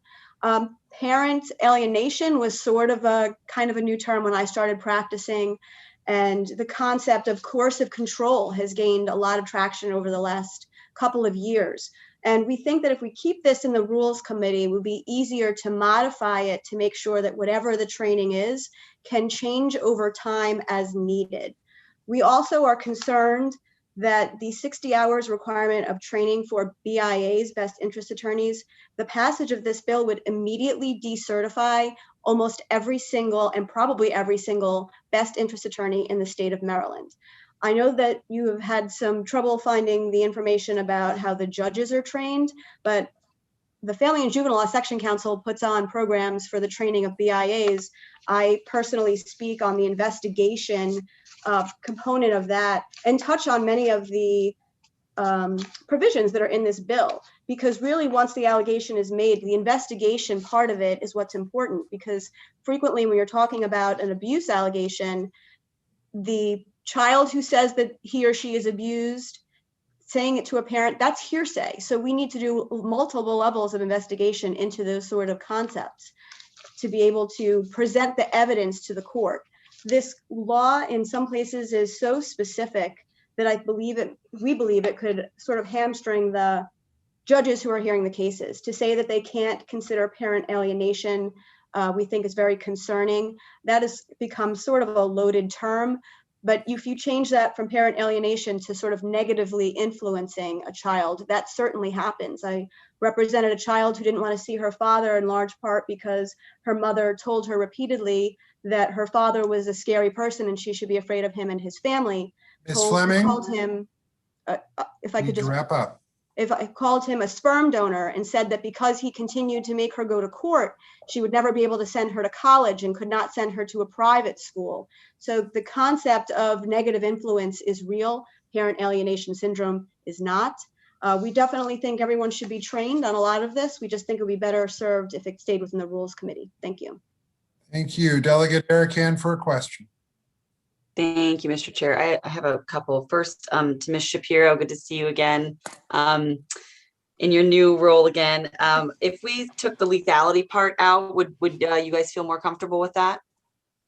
So we still have concerns as well regarding the training. I focus specifically in my testimony, my oral testimony, on the lethality assessment because that is housed within the Maryland network. But we agree with the testimony given by Ms. Fleming and Ms. Ruth as well regarding the training requirements. We absolutely believe in full training. And in fact, one of the things that the network does is training. We're in the middle of a 5-day comprehensive training for regarding domestic violence and intimate partner violence. But we think and agree that it should be housed some of the specifics within the rules and within, you know, the Court of Appeals. The Chief Judge has the authority regarding the judicial training. So I do, and to codify some of those specifics like ACEs, when I first started practicing, that was not a term. And even though it existed, and that has evolved over time. And so we would not want to have to come back every year as there's new research being developed and, you know, that we're learning about to require that judicial training. If it's not in the code, they can say we don't need to do it. So housing it somewhere where it's easier to fix. But we concur with the testimony as well regarding the other aspects of Ms. Fleming and Ms. Ruth. Yeah, I hear you on that, but do we not, I guess what I've heard today is that we don't have any idea what the judges are actually being taught. So we don't even know. I mean, to me, that's the biggest elephant in the room here. We have no idea what they're actually being taught right now because they won't participate. And so we can't, you know, we're sort of operating blind with this. We're trying to put together the best thing we can, but we don't know where they're at. How can we meet them where they're at if we don't even know? I mean, I think that that's something that you could try and obtain that information from the judiciary to get that information. I do know that there are other states, for example, that are grappling with this issue as well, but the hours that I'm seeing are in the 4-hour and 6-hour category, not in the 60-hour that's in, for example, the best interest attorney. Okay, and then I have a question for Ms. Fleming. It's good to hear that you guys do not think that crazy syndrome is real. That's good. That's very disturbing. But how much time does the BIA that you train? How much time is that? Is that training? That's a full day training right now. I actually pulled up the agenda so that I could reference it if I needed to, in case anyone had any questions about that. We actually have a psychiatrist present on issues impacting the child and the family. That person and the child development talks about the development and cognitive needs and abilities of the children. So it goes through the steps of when they, at different ages, how they may respond or may report or may communicate different things, talks about child abuse and neglect, impact of domestic violence. I mentioned that I have a session where I present on investigating all of those kinds of issues and what you do when you're presented with that, in terms of not just interviewing your own client, but going and getting custody and mental health evaluations, identifying and addressing violence or abuse, understanding how that may present and how you need to gather the kind of evidence you would need to show to a judge. Okay, so it sounds comprehensive. Do you touch on ACEs and that kind of thing in your classes? When I present, I do, because that's sort of something I'm pretty interested in, and I like not just that the children are suffering any kind of abuse or exposure to abuse, but how that impacts them through their life. I touch on that. It might not be in the program or in the written materials, but it's part of what I say when I present. And anything about protective, I was gonna say, yeah, course of control, protective parents, is that touched on in what you teach? Yes, because I think it's important to talk about the things that are kind of new and maybe people haven't heard of before. I mean, everyone's heard of protective orders and domestic violence in general, but not everyone has heard about those very specific pieces of the puzzle. Right. Is that something that you think the psychiatrist touches on, or are they only hearing that from you? They hear it a couple of times, I think. Okay. Sometimes we overlap that's each good. other. Yeah, sometimes we overlap each other. Okay. If only we knew if the judges were hearing that. That would be really great information. Thank you very I much. only know what they hear when I present to them, so. Thank you. Vice Chair. Thank you, Mr. Chair. Couple quick questions. One, I just wanted to say, because it's been mentioned that ACEs was new. I mean, it's been around since '96. So the fact that judges aren't necessarily trained on it is problematic. But Ms. Shapiro, good to see you. Quick question for you. I just found out, so that test that you spoke of, it's my understanding, is much narrower than the danger and lethality assessment that's required under this bill. And I don't know if you were aware, I just found out. So the Ms. Campbell, who wrote both of those, is completely fine with the test that's mentioned in this bill, because yours is much narrower. So I didn't know if you were aware of that or not. No, I mean, Dr. Campbell is the expert on it. The lethality assessment, the Maryland model is the one that is used by first responders. So the language then would have to clarify specifically what that tool is and who's implementing it and who's. If she was comfortable, if Dr. Campbell was comfortable with it, she wanted to come today, but she could not come to testify, then do you think you all would be comfortable with it? I can have that conversation. I'd be open to having that conversation, yes. Okay, thank you. Thank you, Mr. Chair. Are there further questions for the panel? Seeing none, thank you very much. That concludes the testimony on House Bill 1036. Now we're going to go to Delegate Juanita Fisher, who's ready to go, I think. Yes, Mr. Chair. All right.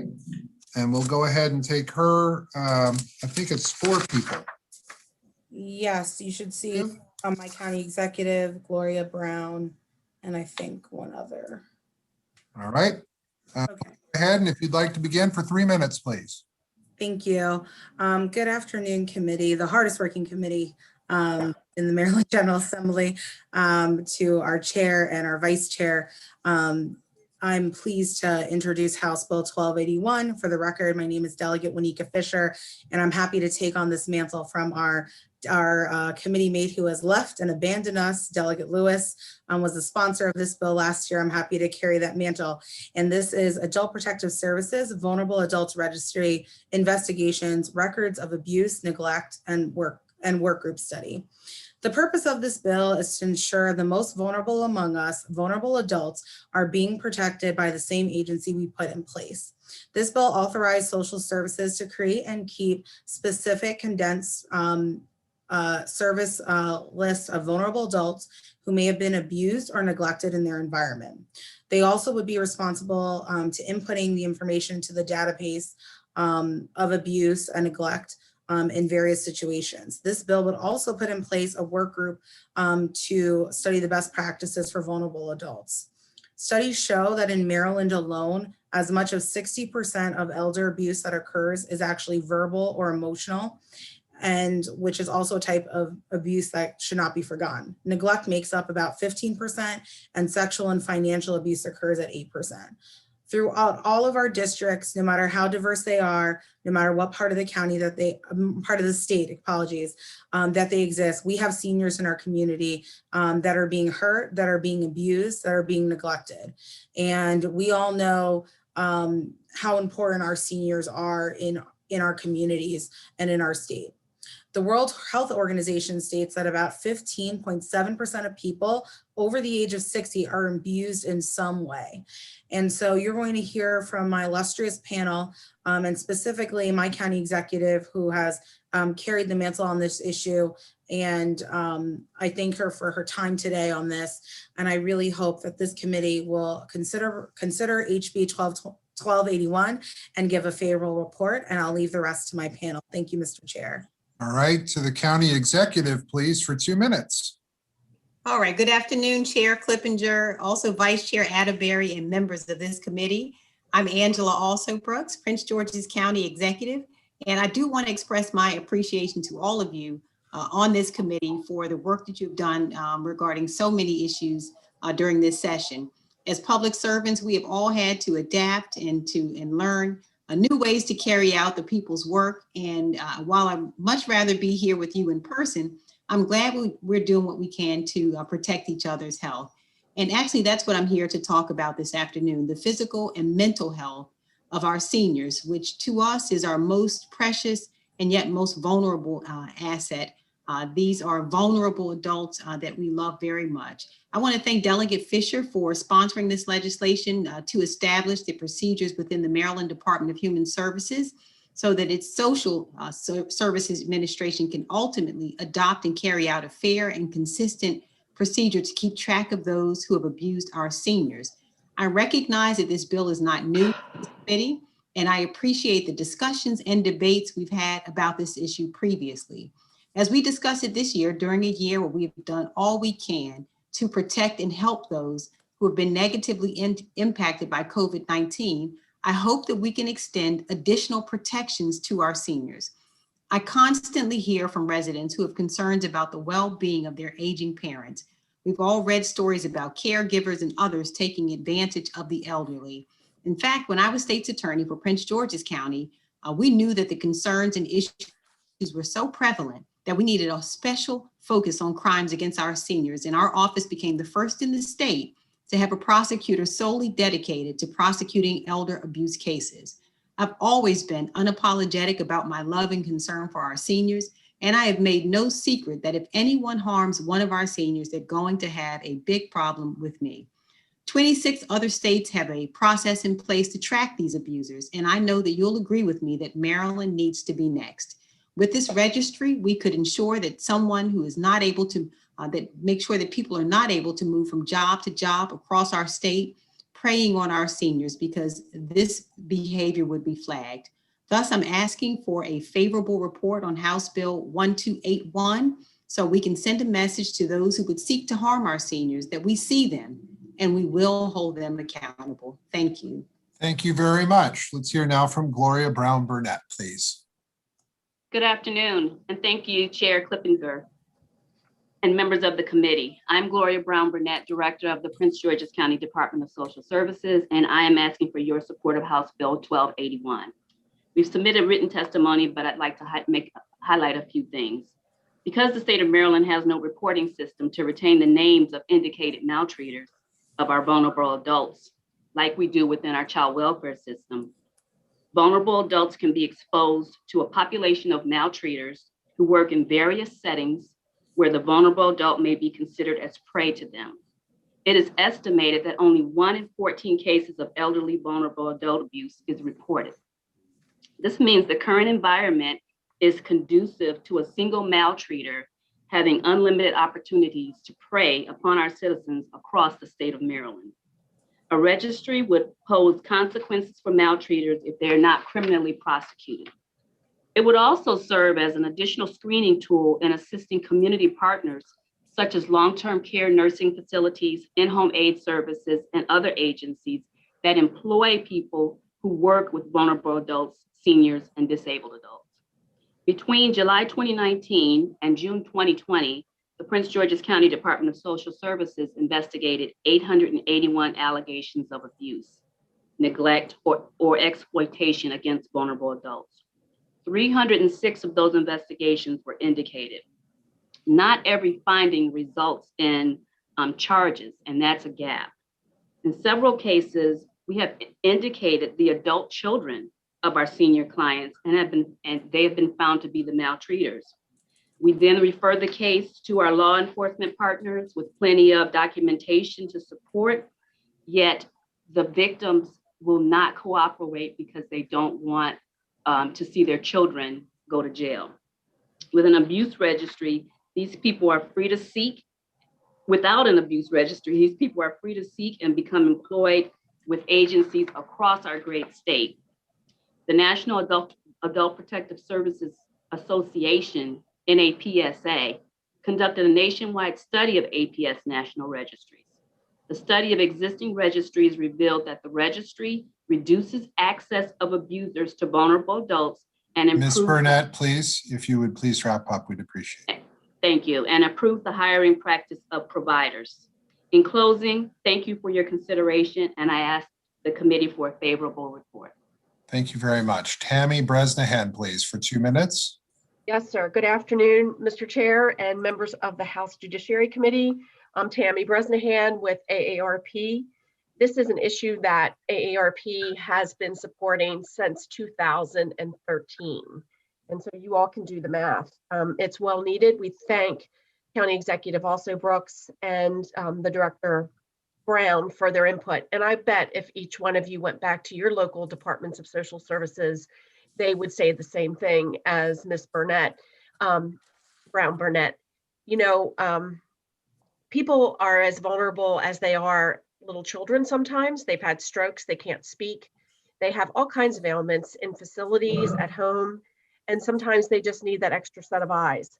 I would like to bring to your attention that in 14-103 family law article, you know, there is a gap, and that's between OHCQ, the Office of Healthcare Quality, who has jurisdictions over nursing homes and the mental health facilities and hospitals.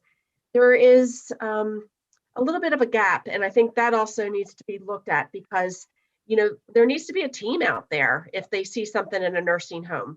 The Adult Protective Services, if called, they can go into assisted living. But if there's an issue that happens in a nursing home, they have to get permission from OHCQ. There is a gap in making sure that people get looked at when there is an allegation of abuse or neglect. I am, you know, if I had a parent, I've lost both of mine, but if I had to put them in a facility, any facility right now, I would be scared to death. I think that ARP believes that this is a step in the right direction. I'd also like to mention that the work group is state heavy. I'd also like to mention, I think it's despicable that the department did not weigh in, the Department of Human Services did not weigh in on the fiscal note and or any kind of analysis of this. I worked there for 26 years and I am embarrassed. I ask you for a favorable report on House Bill 1281. Thank you. Are there any questions for this panel? Delegate Deborah Davis. Thank you, Mr. Chair. I'd first just like to say hats off to the county executive for having this program already in the county. I've got two questions. The first is, what are the types of abuses that are most common? And my second question is, why do we need this legislation at the state level? So I guess I'll respond to that. Yes, I'm sorry. Mr. Chair, can I yield that question to Ms. Brown Burnett, please? So abuse of vulnerable adults happens in a number of ways. It's physical abuse, neglect of the adult that you're supposed to be taking care of, or financial exploitation, where you take their funds and use them for inappropriate ways. And the majority of our cases are actually neglect and self-neglect, where the vulnerable adult is either being neglected by their caregiver or is not taking care of themselves. Coming in second, I would say, would be the financial exploitation of our vulnerable population. And I think the second part of the question, Delegate, was regarding why it's needed on a state level. And it's because what we find is that abusers travel from one jurisdiction to the next. And so we're viewing this bill as one that cares not just for Prince George's County's elders, but it cares for elders across the state, so that we don't want someone who abused my loved one to have the opportunity to leave Prince George's County, for example, and come to Charles County and abuse an adult there. I think that's how abusers tend to operate, is leave one setting and go to the next. And I think that, and that's the reason that it's necessary on a state level. Thank you. Thank you. Delegate McComas, please. Thank you, Mr. Chair. This is for Ms. Bresnahan. I had a situation in Harford County where the lady had gone to an assisted living and she couldn't go home to her family because everybody had COVID. And she's 82, she has diabetes. Anyway, she developed some very serious bed sores. And the long and the short of it is I did call the Office of Quality, to go in and do I guess a survey or an investigation. I don't know if they did or not, but in speaking with folks, it was my understanding that she wouldn't have gotten these bed sores if people had turned her like every 12 hours or something, and they didn't do it. Long and short is the bed sores became black. They had to take her into the hospital. I think she's had a foot removed. I mean, it's just terrible. And so I was wondering if there was anything that maybe something else we should do in this situation, because, I gave a list of attorneys and the whole bit, because I really think that where she was at, and of course they keep changing their corporate name, so something else is going on. But I mean, that's a real concern, because this whole family was tied up because they couldn't do anything for the lady because of the COVID. So it's my understanding with assisted living, and Gloria Brown Burnett can probably attest to this as well, is that your call should be probably to the Department of Human Services or Social Services within, not OHCQ. OHCQ has jurisdiction. I mean, it is a confusing conglomeration of statutory BS. I hate to say it like that, because most of this, the APS rules, were written in the 1980s. And so the statute really needs to be looked at. And I think this is a good way to look at it. But your first call should have been to Adult Protective Services, because OHCQ really doesn't have jurisdiction. They should have then told you, if you called OHCQ, to call the department, or they should have made the referral over to the department. And again, if there was some allegation, they probably wouldn't tell you what the follow-up was. But that's where I think there is a loophole in all of this, is that assisted living is sort of, the Department of Health has had regulations for assisted living sitting out on their website since 2016. They have not been promulgated. And the laws are almost 20 years old over assisted living. So again, that's at issue as well, and something that we've been working on for the last year. Thank you. All right, Delegate Ron Watson, please. Thank you, Mr. Chair. Good to see you, County Executive. Just one quick question. When someone gets on the registry, who all has access to that data?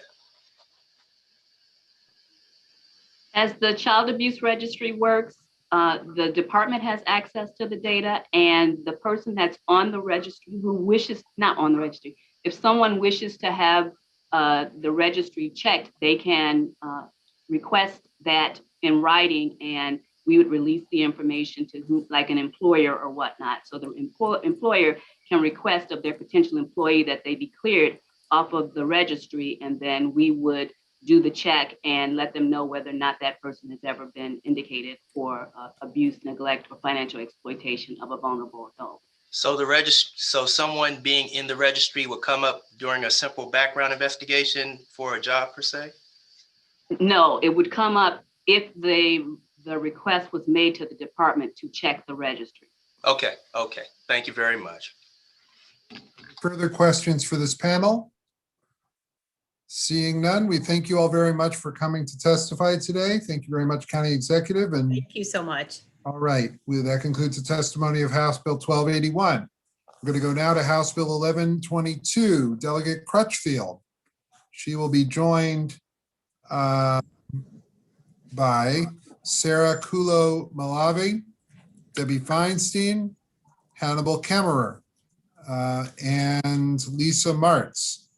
Scott Schellenberger was signed up to testify in favor, but he is unavailable today and has got pulled away to another matter. So we'll hear now for Delegate Crutchfield for 3 minutes, and then everybody else for 2. During the testimony here, I am going to have to step away and the chair will move to Delegate Cardin to continue the hearings. All right, let's go ahead with Delegate Crutchfield for 3 minutes. All right. Good afternoon, Chair Clippinger, Vice Chair Atterbury, and the members of the Judiciary Committee.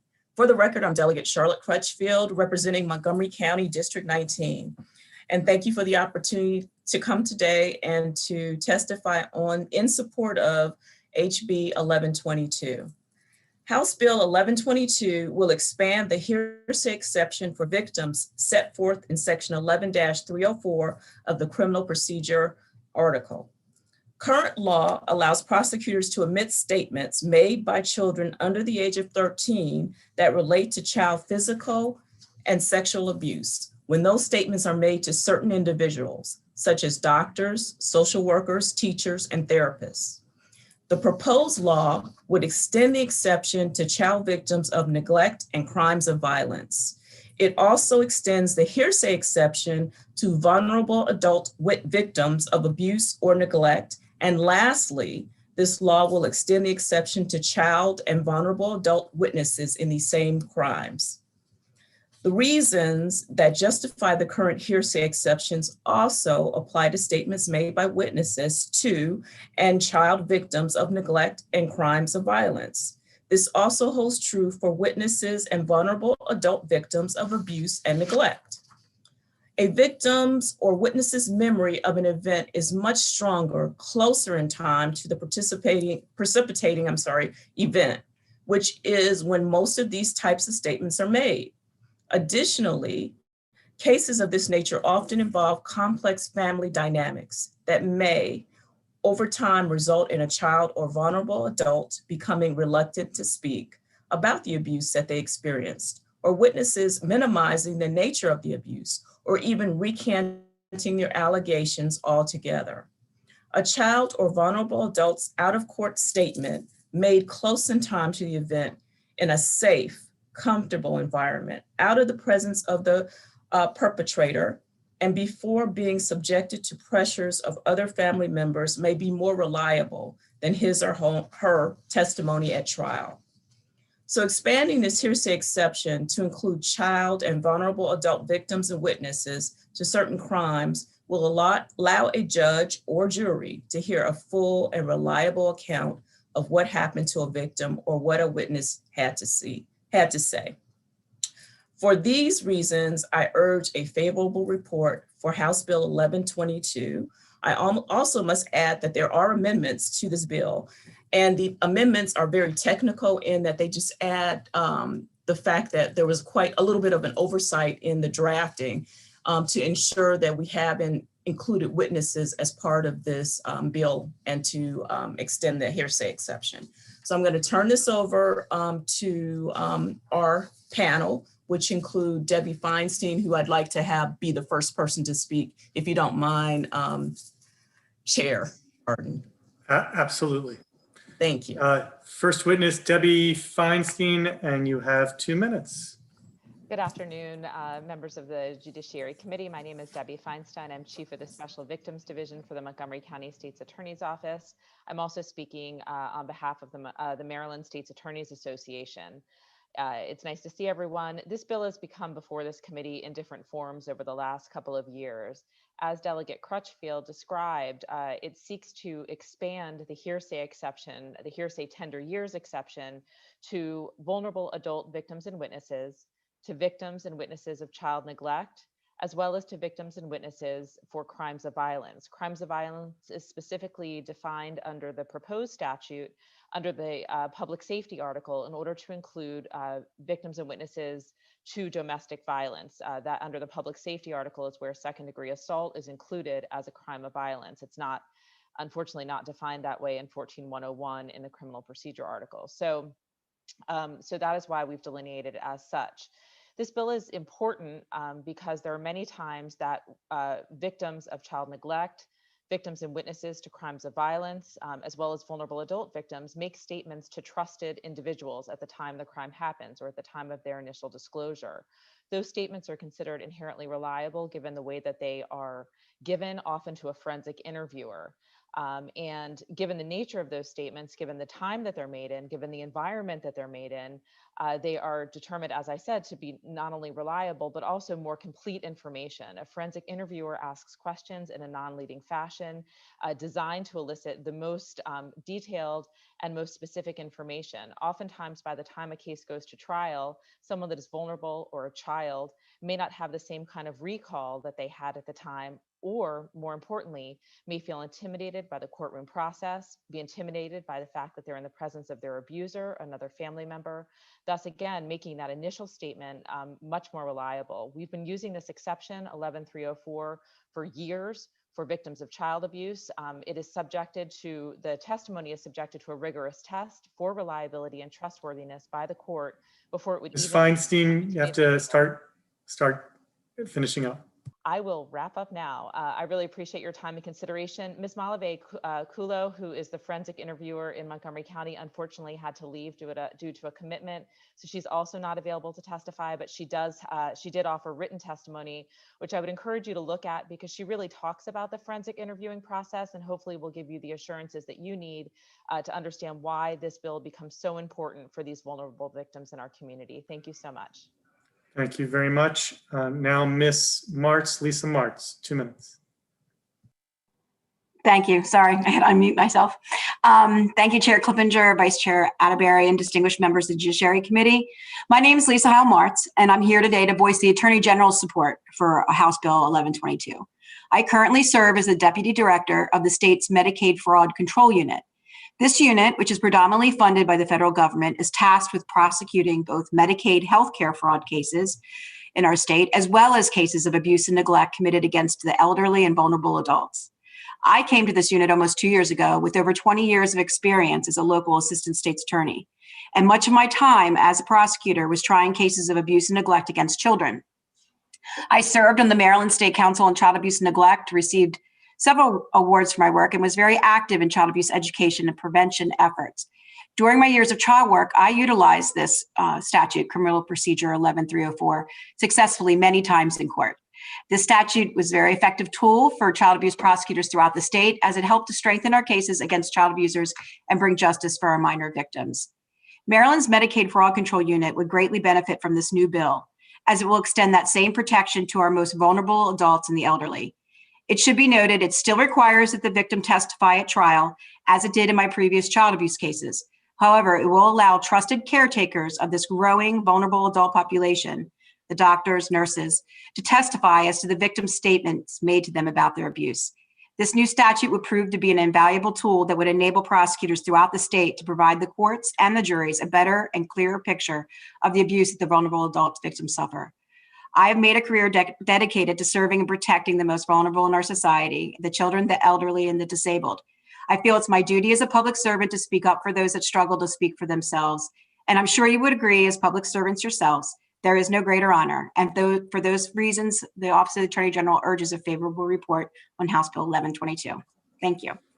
Thank you, Ms. Martz. Thank you both for your compelling testimony. Are there any questions for this panel or for the sponsor? Very good. Oh, yes, Delegate Cox.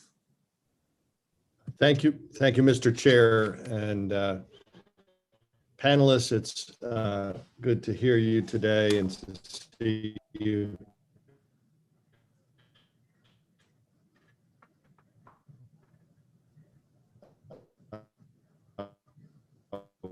I think that Delegate Cox has been frozen up. Frozen. Real quickly, and Delegate Crutchfield, I know you're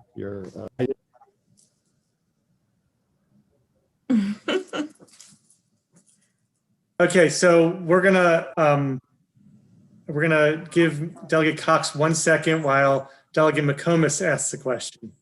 Delegate Cox, try and restart. Thank you, Mr. Chair. Just briefly, and I'm going to ask this for Ms. Martz because she's Harford County. Just, are there any other states that have a similar bill like this? I'll have to yield to Debbie because I think there are, but she probably knows specifically which ones.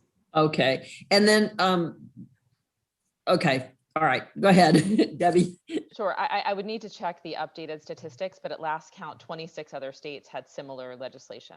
Okay, the other question is, and I guess this is for either of you two ladies, you know, the old Judiciary Committee with Chairman Valerio, everything was, you know, the right to confrontation, and I can just hear him echoing in my head right now.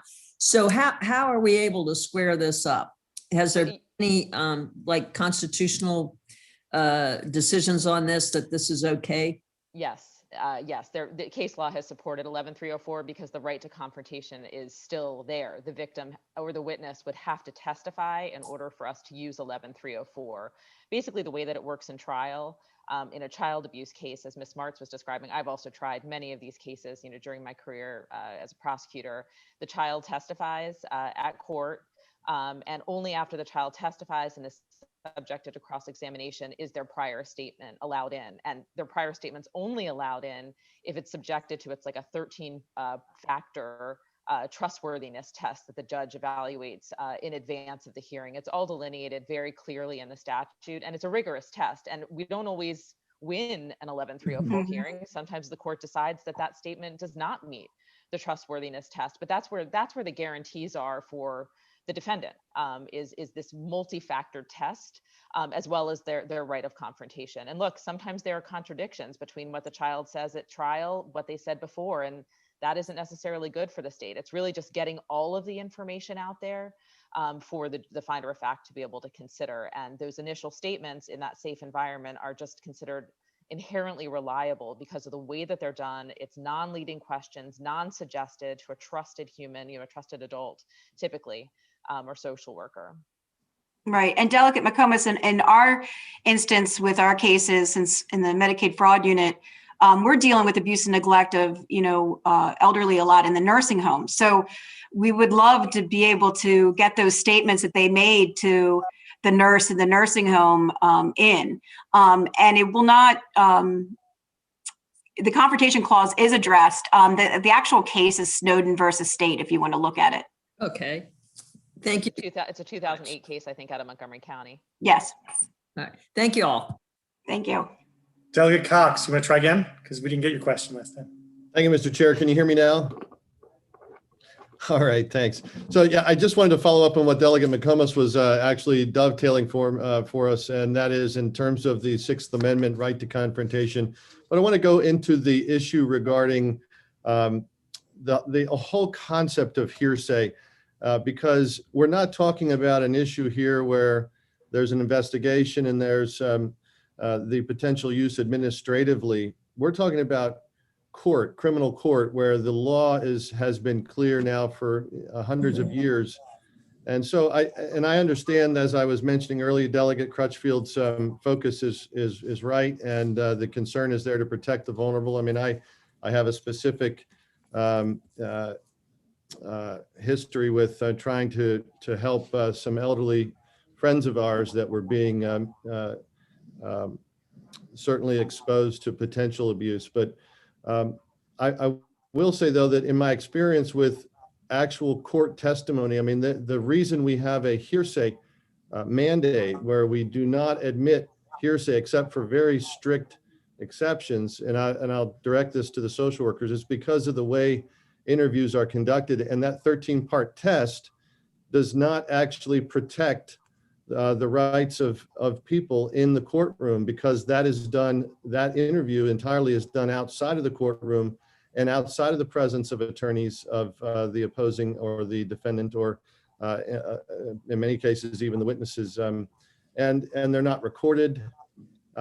Many times they're not even properly written down at the moment, or the notes that are taken during that interview are then shredded, and the original notes. In other words, in my experience with this litigation, a lot of times there'll be an interview, there won't be a recording, there won't be a video recording, there'll be a handwritten description that is set forth someone then, a third party, so this will be hearsay within hearsay, then transcribes their version of those notes, then the original notes are shredded. And I had a case directly on point with that.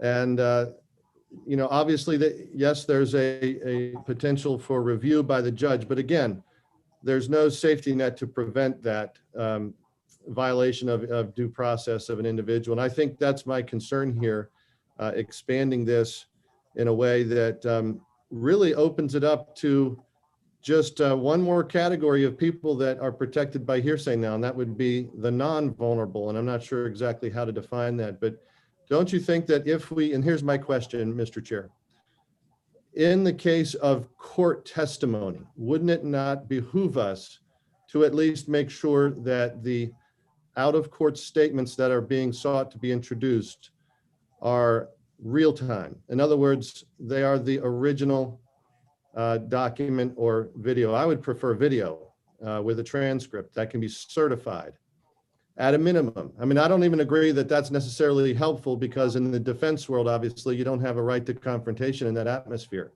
So I actually object to that as well. But in this case, you don't have any veracity at all in this particular scenario. Isn't that right? May I respond, Delegate Creighton? Yes, please do. Yes. Okay, thank you. And Ms. Martz, if you want to add anything to what I'm saying, I think I'm a little bit confused by some of the things that you articulated.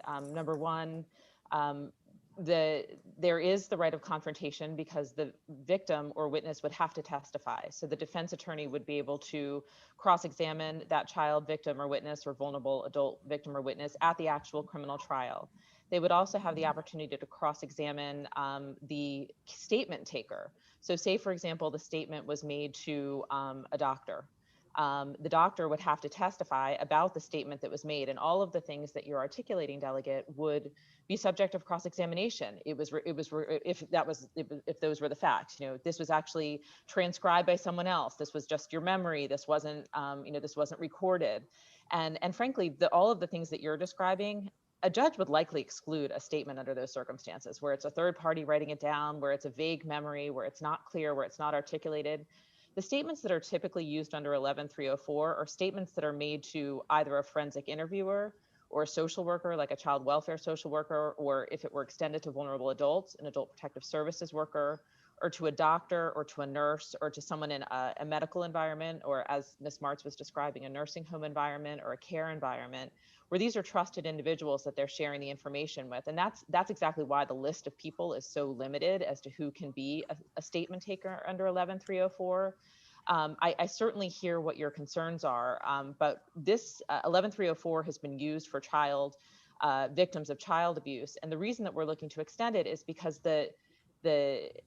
children in general, there's not really a difference between a child victim of child abuse or a child victim of neglect or a child victim of a crime of violence. It's all the same. If they're under 13 and the tests of trustworthiness are met, they're really similarly situated, and it's already been determined to be constitutionally and past due process muster in Maryland for many, many years. Since, again, I think it was 2008 that the court decided Snowden. Moreover, the vulnerable adult edition is for similar situations. It's someone that lacks capacity, sort of the capacity in a similar way to a child. And I'm going to let Ms. Martz speak a little bit more to the vulnerable adult senior piece of it. But we're looking to expand not the nature of what we're doing, but to expand to similarly situated victims and witnesses because of the inherent reliability that really the court, as well as this legislature, has already made those determinations for with the prior legislation. And then the defense has all of those opportunities that I was describing to cross-examine, to have the pretrial hearing to even determine that first level of trustworthiness and reliability. And I think all of your arguments that you're making would be excellent ones at a pretrial hearing. If those statements are inherently unreliable, the state shouldn't be allowed to use them. Absolutely not. But where you have a recorded statement, where the statement taker is subject to cross-examination, where the child is subject to cross-examination, those are your guarantees of fair process. And that's why it's set up the way that it is. But that's, I guess, if I could just real quick on that point, that's my concern. The law says they are unreliable. And the reason is not because of whether the state deems someone to be a trustworthy, good person. It's because there's no opportunity for due process in the context when that statement was provided. And that's why I would have, grave concerns. And I don't see this really. And again, I agree with Delegate Crutchfield's motives on this. We need to protect the vulnerable, but I just think that this actually will do the opposite. So but thank you very much. I would respectfully disagree, given the nature of it now, but I certainly respect and understand your position. Ms. Martz, I don't know if Delegate Card, I'm going to stop talking. Sorry. Thank you. So let me quickly ask this, and then we'll move on. So we're not, according to what you said, we're not actually expanding the universe. You're not expanding who is a vulnerable adult or who is a child. You're just expanding the types of offenses for which you can bring in these statements. Is that fair to say? So, okay, I address this very quickly. Yes. I think we are not, this law, as Ms. Feinstein has said, has been in place for children for a very long time. It has been used many, many times in court, and has been subjected to due process arguments many, many times. What this new law is doing is expanding it to a new group, meaning vulnerable adults. It has only applied to children under the age of 13 up until now. So it would help the elderly and the growing vulnerable adult population. With the rising numbers of autism, we're going to have more and more vulnerable adults in group home settings. So from my position in my unit, we certainly want this law because these statements are made when there is no video around. That's a whole nother story. I would love to have videos in nursing homes, but that's a whole nother law. It's not really expanding it. It's just subjecting those statements now to those 13 factors that a judge would weigh, as Ms. Feinstein said it, in a pretrial hearing. It also expands some of the crimes in terms of the fact that it would open it to the abuse and neglect of vulnerable adults, as well as the neglect with children. So it's really not that major of a change. It's just including another, really vulnerable population, trying to protect them, as the delegate said earlier. Thank you very much. Any other questions? Thank you all very much for testifying. I believe that concludes all the testimony on HB 1122. And I do not see the chair or the vice chair, so we will continue with House Bill 793, I believe is the next bill. Delegate Branch, and you have, I believe, 4 witnesses to testify with you. Go ahead. You have 3 minutes and your witnesses each have 2 minutes. Okay, good afternoon, Chairman Clippinger, Vice Chair Atterbury, and the members of the Judiciary Committee. I'm Delegate Chanel Branch, and I've come to you today to ask for your support for House Bill 973, Grandparent Visitation. This bill is asking the courts to consider the amount of personal contact that occurs between the grandparent and the child before filing of a petition, and to consider granting visitation rights to a grandparent if the child resided with the grandparent for a period of at least 12 months, and if the grandparent is the parent of the child's deceased parent. Today, some grandparents are facing challenges to be present and active in the lives of the grandchildren. The death of a child's parent, divorce, and separation have been the cause of the disruption in the relationships between grandparents and their grandchildren. A study conducted at the University of Oxford notes grandparents play a high-level role in the emotional and behavioral development of children. Boston College has found that an emotional close relationship between grandparents and grandchildren is associated with fewer symptoms of depression for both generations. Grandparents tend to have the patience and the wisdom necessary to provide stable foundations in the lives of grandchildren amidst disruptions in the family structure. And they are at times a listening ear, a mentor between parents and children. They give sound advice and in some cases provide financial assistance to support their grandchildren. Despite all of this, there are grandparents that are denied visitation and quality time with their grandchildren every day, even in cases when grandchildren desire to spend time with them as well. When grandparents are kept away from their grandchildren, it is the grandchildren who ultimately lose out on these important advantages. However, this disruption in the family nucleus does not only affect the grandchildren, but it also negatively impacts the grandparents. Most grandparents have reported feeling happier when spending time with their grandchildren. This is beneficial for their psychological health. The closer a bond between the grandparent and the grandchild, the stronger the antidepressive perk.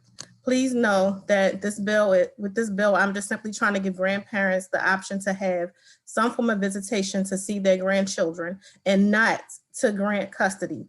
And in no way would this bill be giving grandparents an equal status as a parent.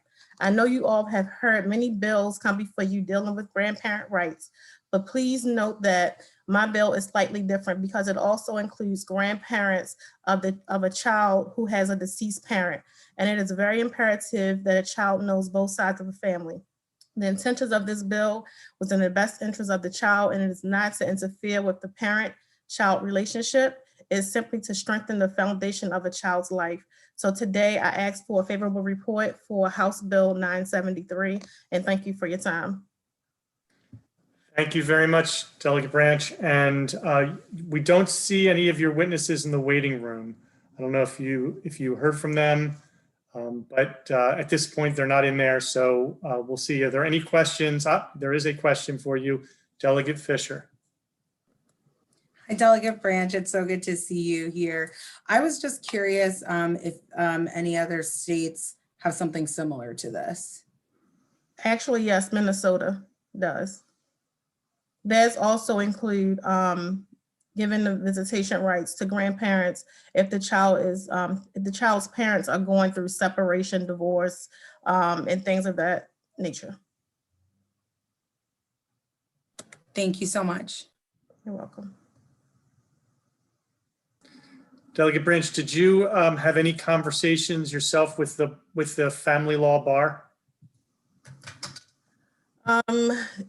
No, I haven't, but I've talked to several other people, and I'm aware of, no, I haven't, just to answer that question.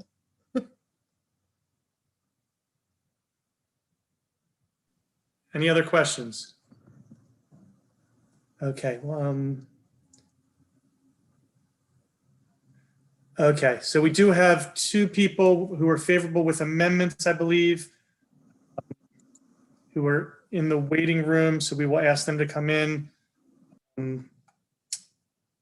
It would be, let's just make sure I have Miss Tamika and Dennis. So let me see if I can get your correct names.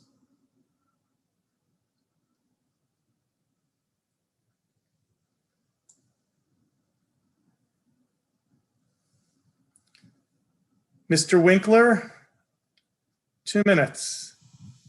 Yes, greetings. My name is Dennis Winkler. Good afternoon, Chairman Clippinger, Vice Chair Atterbury, and committee members. Again, my name is Dennis Winkler. I'm testifying in favor of House Bill 0973. As a licensed clinical professional counselor, I've worked with individual families and groups made of people of all ages. My research interest and specialization is in trauma. One recurring theme that I've come across is familial estrangement and the negative impact on those involved, especially those who experience separation from their family during their formative years. I've noticed in my work that there is often curiosity, but more significant than that, a void that exists when one is estranged from either their paternal or maternal family, including grandparents. There are many unanswered questions that leads one to question their self-worth and identity, leading one in a constant pursuit of trying to fill the aforementioned void, many times in a maladaptive manner. I've noticed symptoms that are consistent with traumatization. This is understandable as many report feeling abandoned due to death, incarceration, mental illness, or whatever reason a parent is unable to be in one's life. Abandonment often breeds what is known as an insecure attachment system. Insecure attachment systems often lead to mental, behavioral, and social issues. Research supports that a secure attachment can be attained from secure relationship with one's grandparents. This is also my experience clinically. Hence, a secure attachment system is naturally and more is a system and naturally and a more secure identity can be accomplished by a healthy relationship with one's grandparents. Thank you for your time. I ask you to please give HB 0973 a favorable report. Thank you very much for your testimony. And Ms. Winkler, Ms. Tamika Winkler.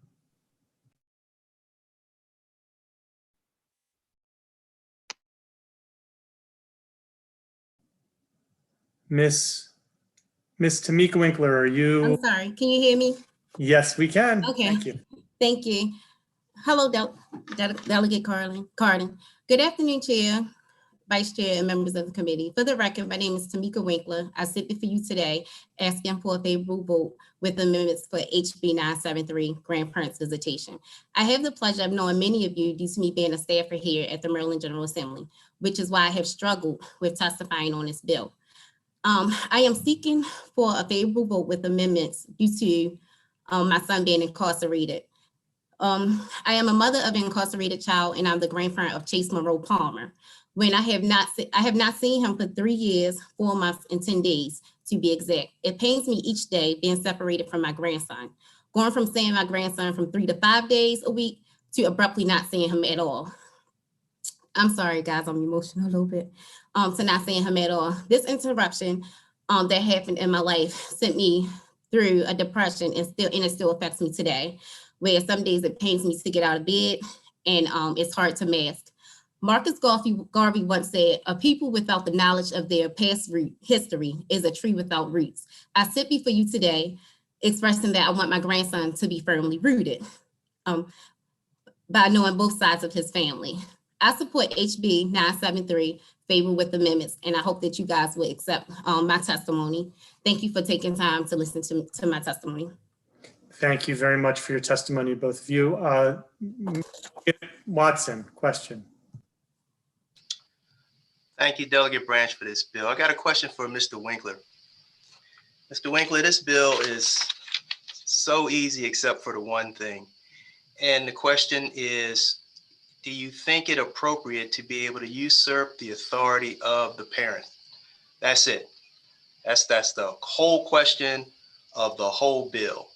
And while nobody can dispute the importance of family members in a child's life, particularly grandparents, the only question I have is that if, and only if, something happened where the parents, 2 parents who are together, not divorced or anything, 2 parents who are together, feel that it's in their child's best interest that they break contact with a grandparent, you believe that the court should allow that visitation anyway, usurping the parent's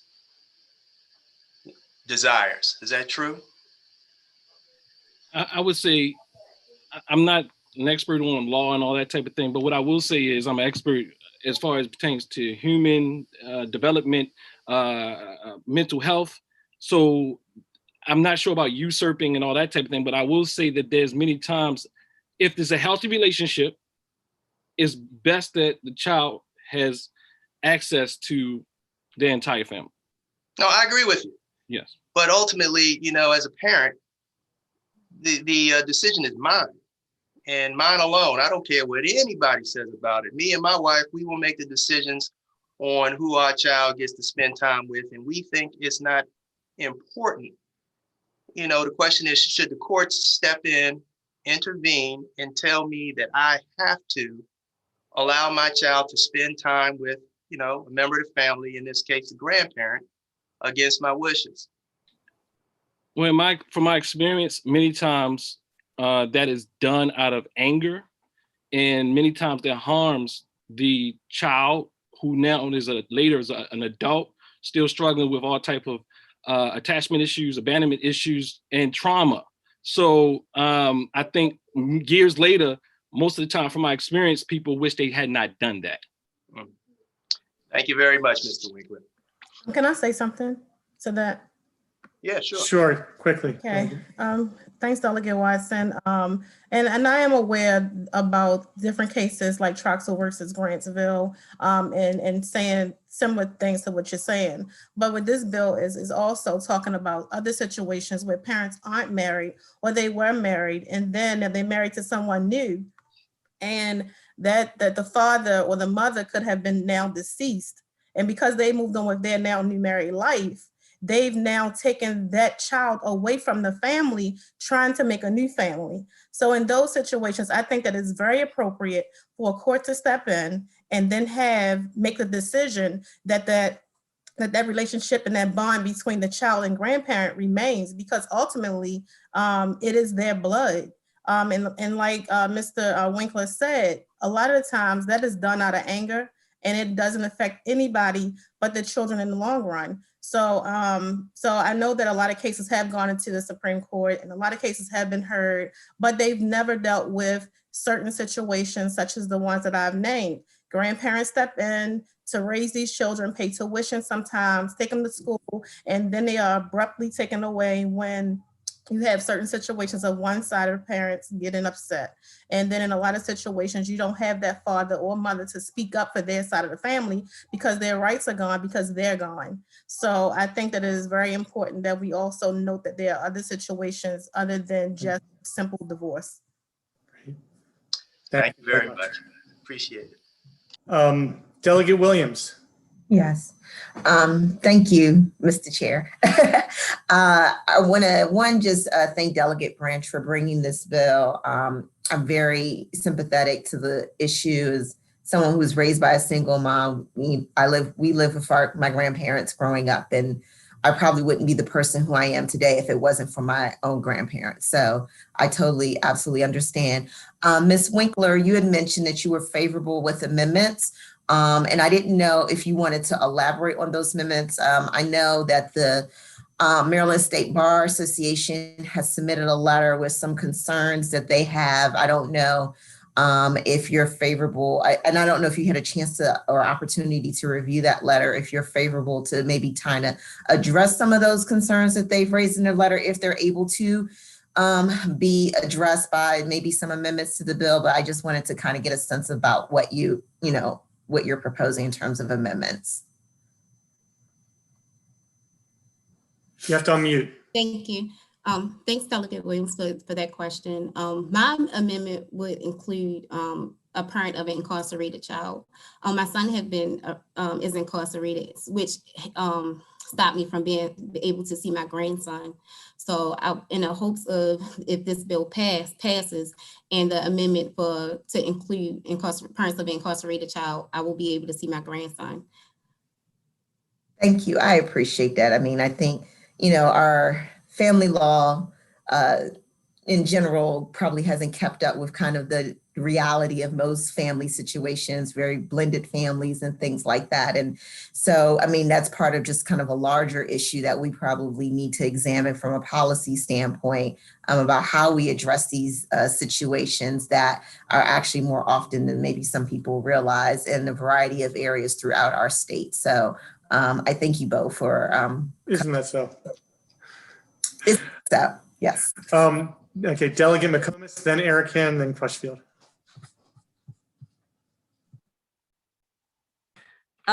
This is just a question, I think, for Mr. Winkler, since you do this work.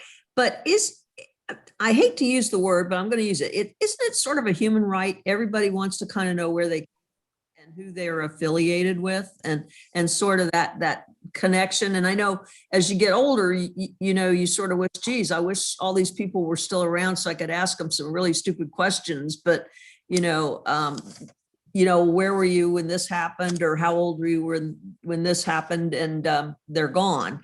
But I mean, I have great memories of my grandparents, and so I just kind of wonder if that's in other words, we could prevent a lot of sadness maybe if the kids had the ability to have some connection with their grandparents, even if there's remarriages and the original parents passed away. I don't think Mr. Winkler can hear me. Yes, I can hear you. Oh, okay. All right. Great question. I absolutely agree. I also think that it's more than sadness. I would say it's to a level of trauma. People feel there's a big void. They are severely depressed.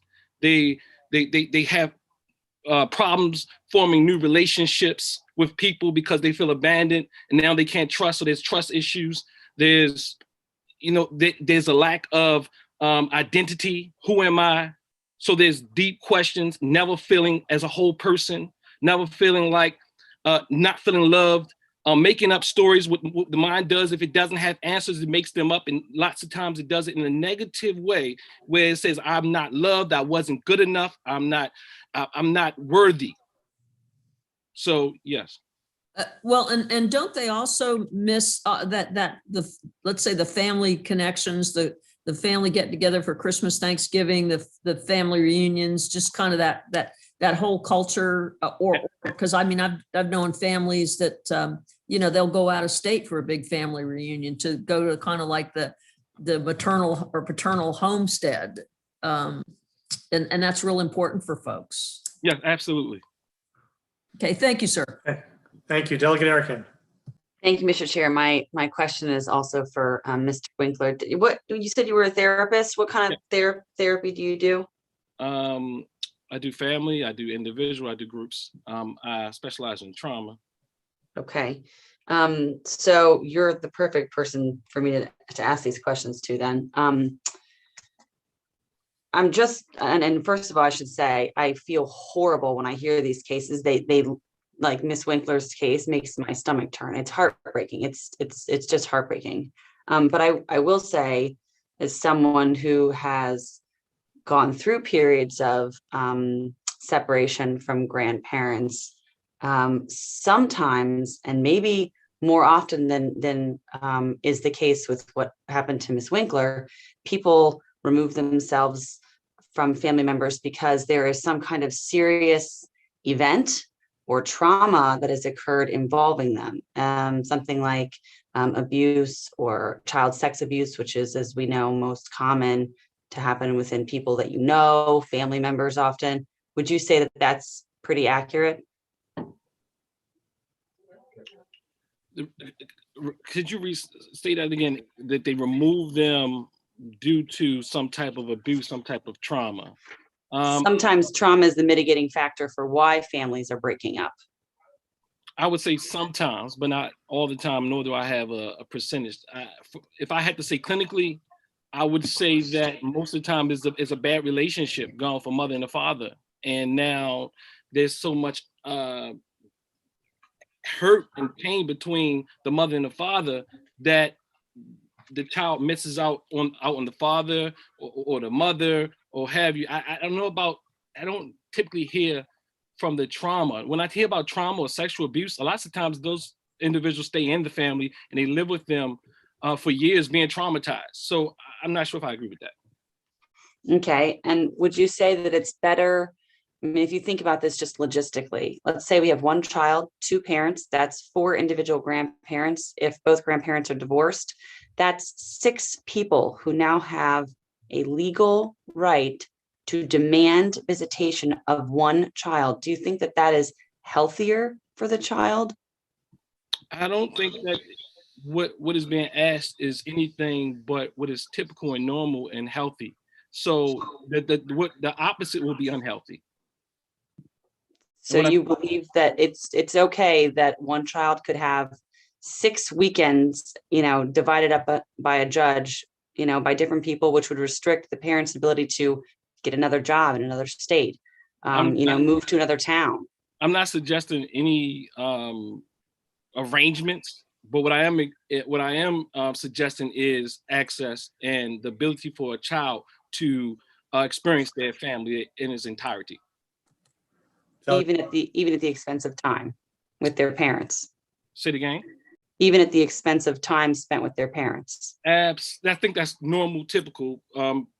Parents have time with their children, grandparents, so a lot, even the study mentioned earlier, lots of times in many families, especially certain groups and communities, the grandparents do a lot of the heavy lifting with their grandchildren while the parents are out working and things of that nature. So that's not necessarily anything uncommon. Okay, thank you. Thank you. Delegate Crutchfield. Thank you, Mr. Chair. And Delegate Branch, thank you so much for bringing this legislation, because I've actually lived this legislation. If you don't know, I'm a widow, and I actually felt it critical that my children spend time with my mother-in-law and the rest of the family. And it was a great inspiration to have them as part of making sure my children were raised, and they also knew that part of the family. So, Mr. Winkler, I'd really like to ask you a question, and that is there a certain period of a child's life, like early childhood, when a child is most affected and should have more interaction with their grandparents? I would say that, of course, the research shows earlier, and as far as grandparents, I'm not sure if there's a lot of research specifically on, I'm not saying it is or isn't, I haven't seen it. If there's research supports that, but what I have seen in research is that in general, a secure attachment figure, that being a grandparent, a parent, a friend of the family, whoever, in their formative years, from as early as birth to until full adulthood. And then even after that, we still have struggles where people are 30, 40, 50, 60 years of age who still have identity issues, still have traumas, what they call little C traumas, complex trauma, due to them not having that bond. Okay, so is it your belief then that wherever that relationship starts, it definitely needs to continue and be so that it can continue to be impactful to that child as they continue? And especially since we're talking about grandparents, I would assume that will really, be something that we could think of as part as the grandparents' relationship with the child. If I'm understanding you correctly, I would answer like this. I would think the earlier, well, I'm not gonna say I think I know the earlier the better.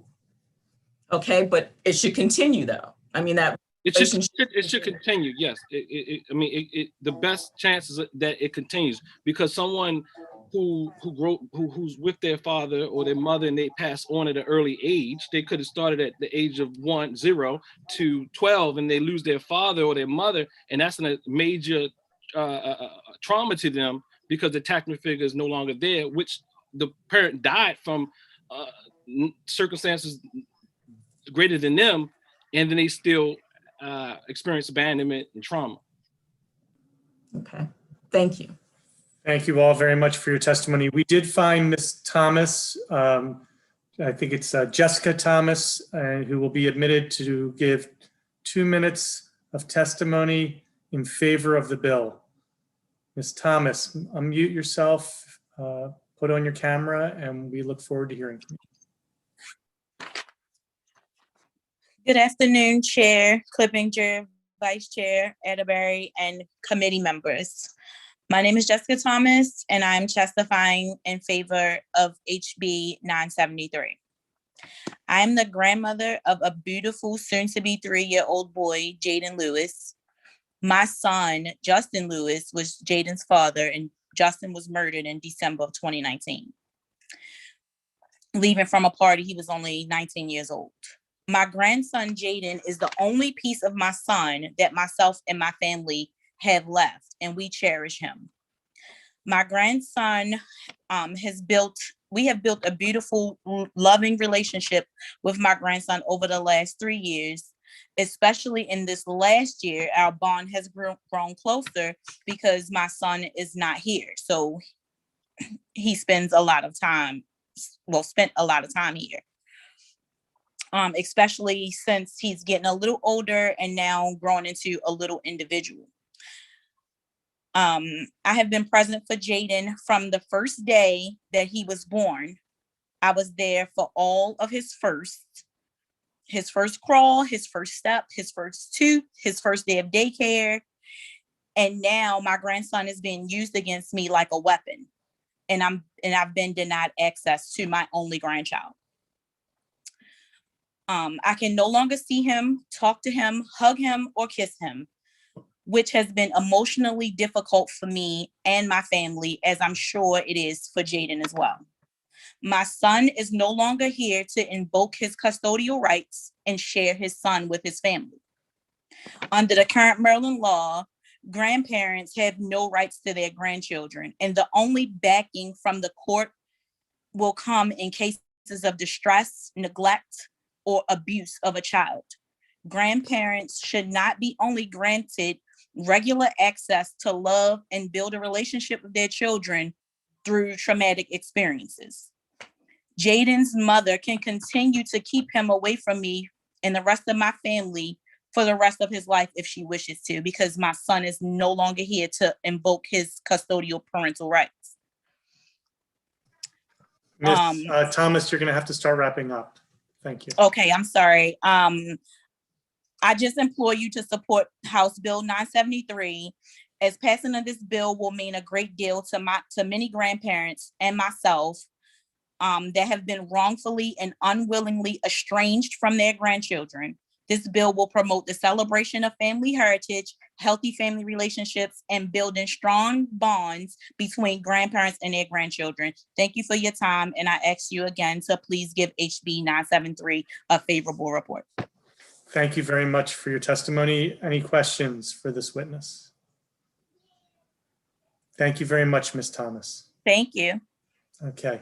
We're now going to move on to the folks that are opposed, the unfavorables, and that is Ms. Fleming, Ms. Ella May.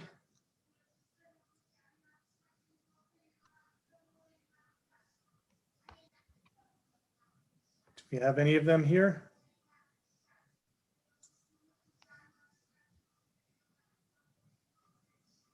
Mr. McDowell?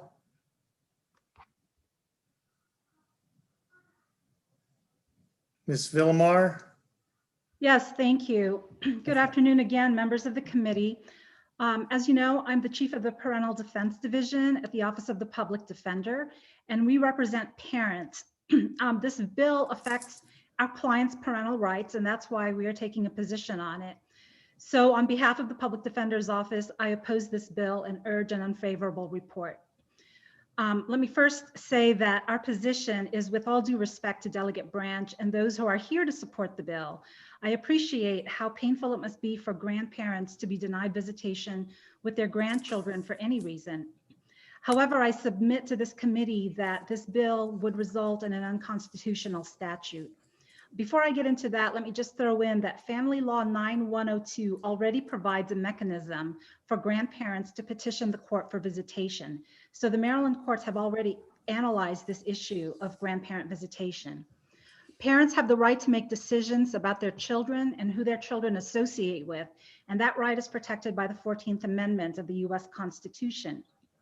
The right to decide whether their children should have visits with anyone, including grandparents, has to have greater protection than this bill provides.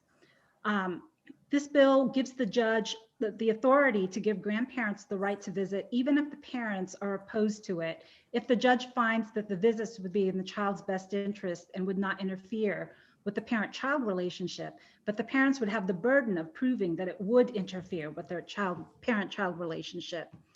The U.S. Supreme Court and Maryland Court of Appeals held that in order for a third party to be able to get visits, the third party first has to overcome the parental presumption that parents do what is in their children's best interest.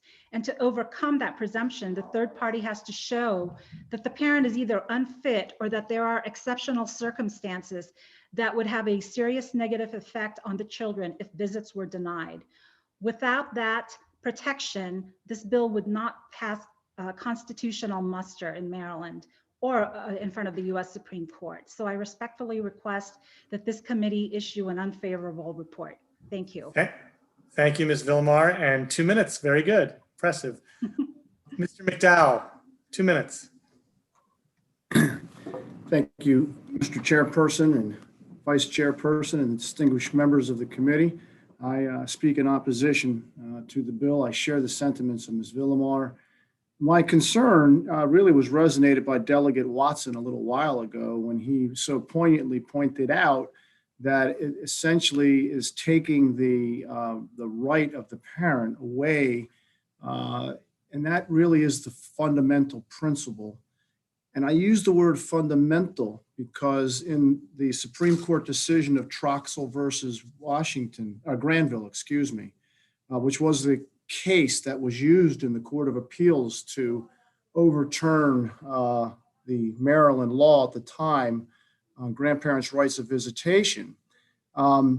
This particular bill essentially reverses that process. It uses the best interest of the child standard, and that, in my opinion, is not going to pass constitutional muster.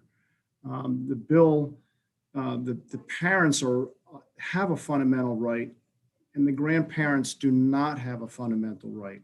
Quite sympathetic to the testimony of the prior proponents of the bill, and I agree with the sentiments that they express about trauma to children and the rest of it.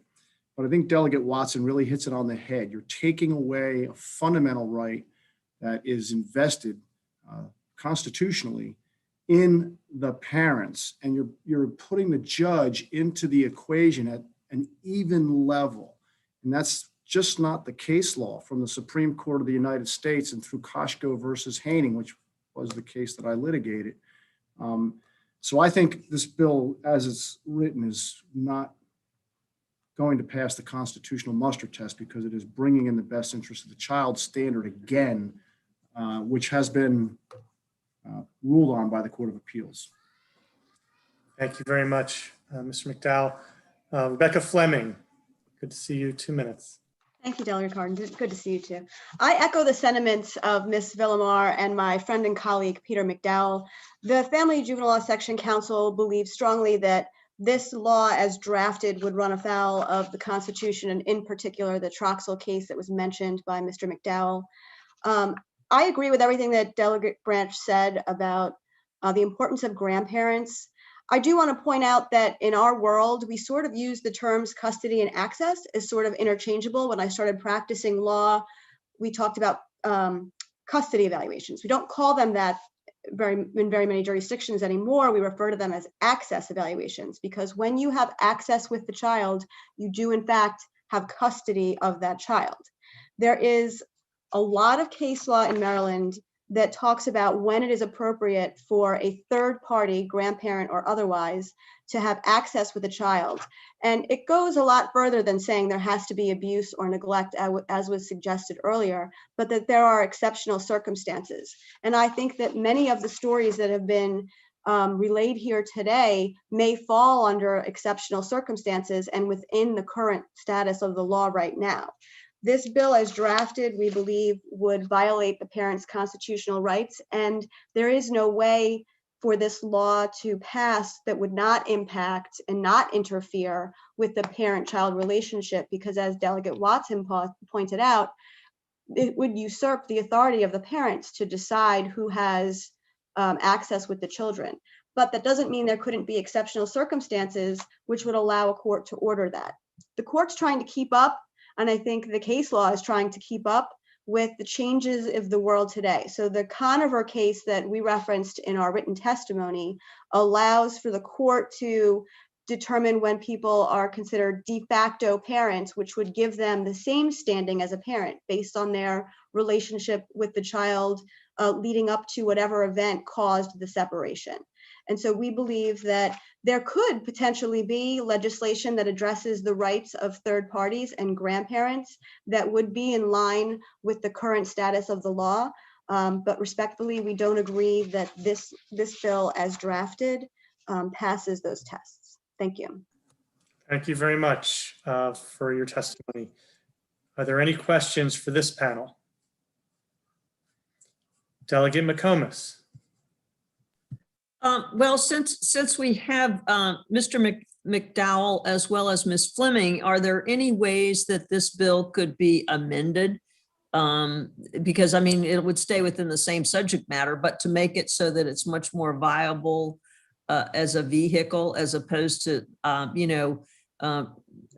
you know, I'll use this shooting craps to go under the current one with the de facto parent argument. But in other words, to shore this bill up. Is there a way to do that? Make it viable? My committee felt that the current law as written, when taken with also the existing case law, is appropriate, and that if any changes were to be made, that it should be more broadly addressed in terms of third-party access as opposed to grandparents or very specific classifications of grandparents. Well, okay, right now, the way that, is there sufficient third-party access under Maryland law at this point? I believe so. Okay, so what circumstances would semi-guarantee that the grandparent could get access to the child? Well, Delegate McComas, I can't guarantee anything because I have to go in front of the judge, and that's a person. But I can tell you that I have represented grandparents and great-grandparents and been able to get them access and or custody. Okay, could you tell us just a couple of those circumstances? So the great-grandparents actually, when that case was litigated, it was before the Conover case that I mentioned, and my work in that would have been a lot easier if Conover existed, but it didn't. And that was a 9-year-old child who had lived with his great-grandparents for the majority of his life, not all of it, but they were definitely very involved in his life for the whole entire 9 years of his existence. And his mother had a substance abuse problem and could no longer have custody of him, and his father, biological father, had been involved, but not really as much as the great-grandparents. And so we were able to get the great-grandparents custody based on exceptional circumstances, which was the argument that we used at the time, because the biological father was certainly not unfit. There was no unfitness argument to be made, but there was an exceptional circumstance because this child was just so much more bonded to his great-grandparents. Thank you, ma'am. Any other questions for this panel? Thank you all very much. Thank you, Delegate Branch. That concludes the testimony on House Bill. Oh, excuse me. Wait. Don't leave yet, guys. Delegate Malone. Yes, this question is for Ms. Fleming. Could you also flush out the new development of the de facto parent law? I'm not thinking of the case, but I think it's involved, I believe, the same-sex couple, and I think it's the sort of the 3/4 prong standard, which I believe also may give grandparents an avenue to pursuing custody. I don't have the case in front of me, but I'm almost 100% certain that there is a footnote that talks about grandparents, and it has been used and it has been applied to grandparents. So it has been expanded already beyond the same-sex parents who separate and has been used. I've used it in court for grandparents. I know of other attorneys who have done so as well, and that has all been held up. And the Conover case is... Conover's the case I'm thinking of. Right, Conover versus Conover is very, it's directly on point to some of the people who are talking about losing their own child and then having the access sort of cut off, because the Conover case allows for the relationship that is formed between the third party and the child to be approved or encouraged by only one parent. It does not have to be supported by both parents. So somebody who has lost a child and is now having trouble being able to see their grandchild would potentially meet the 4-prong test, even if the other parent who's denying access would say, I never fostered that relationship, I didn't agree to it. It doesn't require both parents to have done so. Thank you, Ms. Fleming. You're welcome. Thank you very much. And that now concludes the hearing on House Bill 973. And I think we're going to our final bill? House Bill 1080, which is Delegate Moon's bill. And we have, I believe, we have the witnesses waiting in the waiting room. They will be Caroline Griffin, Patty Cranshaw Quimby, Deborah Rall, Lisa Radoff, Jennifer Bevan Dangle, Devin Neal, Crystal Mallory. So we have a lot of, so I think we're going to go with the first 5 there, and then and Delegate Moon, you have 3 minutes. Great, thank you, colleagues. House Bill 1080. This is a bill dealing with who should be responsible for the cost of caring for abused animals while cases are pending. For those of you who have been on the committee for some time, you will have heard versions of this bill. The one before you today has been worked out a little bit more with some of the stakeholders. So I would refer you to the reprint included in your floor system, as it includes updates that reflect these discussions. I'll just flag a few things that are different about this bill. It doesn't include farm animals, for example, which is, I think, one of the results of the stakeholder conversations. There are some experts who will come on after me to explain more about that. But here's the basic problem. If you have a case, let's say someone hoarding a bunch of cats and not being able to take care of them, so animal control is called in, well, the animals themselves need to be cared for while the case is being investigated. And there's a cost associated with that. And right now, the humane societies and animal control agencies get left holding the bag, sometimes for very lengthy trials, because there's also a question as to title of the animals. So unlike in past years, this bill would basically create a maximum of a $15 a day fee that could be charged to recoup the costs of that care. Again, not including racehorses and farm animals and things of that nature. So it doesn't completely solve the problem. But sure the $15 a day would go a long way. And for settlement purposes only is in the reg. The defendants Delegate could avoid Malone, that please mute. Thank you. Sorry. And so the defendants could avoid this by allowing their animals to basically relinquishing title to their animals and allowing them to be adopted off if they don't want to be on the hook for the cost of care. And arguably, they ought to be having to care for the animals anyway. So that's the basic problem the bill seeks to solve in a nutshell. There are some other things that I would point out that the panelists can talk about more, like if you're found not guilty, you get your fees back, things like that we tried to work out. And with that, I will turn it over to panelists. I'm happy to answer any questions when they're done. Great. So we let in one more than I was originally expecting to, but that's fine. So we'll start in the beginning with Ms. Griffin. 2 minutes. And you have to unmute. Mr. Chairman, members of the committee, my name is Caroline Griffin. I'm an attorney. I live in Baltimore City, and I used to chair the Mayor's Anti-Animal Abuse Advisory Commission and currently chair the Maryland Spay-Neuter Advisory Board. Just want to make 3 quick points. First, the ABA passed a resolution a number of years ago that is precisely on point, urging every state in the nation to pass laws governing the seizure of animals in animal cruelty cases that provide that a defendant either post a bond or some type of security prior to trial, or alternatively to relinquish their animals to the seizing agency.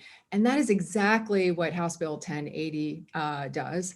I've attached a copy of the ABA resolution to my written testimony. Second, this is also priority legislation of the Animal League Defense Fund, which conducts an annual ranking of states based on the efficacy and the strength of their animal protection laws. And Maryland is currently ranked 31st in the nation. And I think it's attributable in large measure to our failure to have a meaningful cost of care resolution or law in the books rather. And finally, I think a good analogy can be made to family law cases. In a garden variety divorce case, if the parties separate, the court oftentimes orders the non-custodial parent to pay pendente lite child support prior to trial on the merits, because parents, of course, have an obligation to provide food and medical expenses for their children, whether they're living with their parents or not.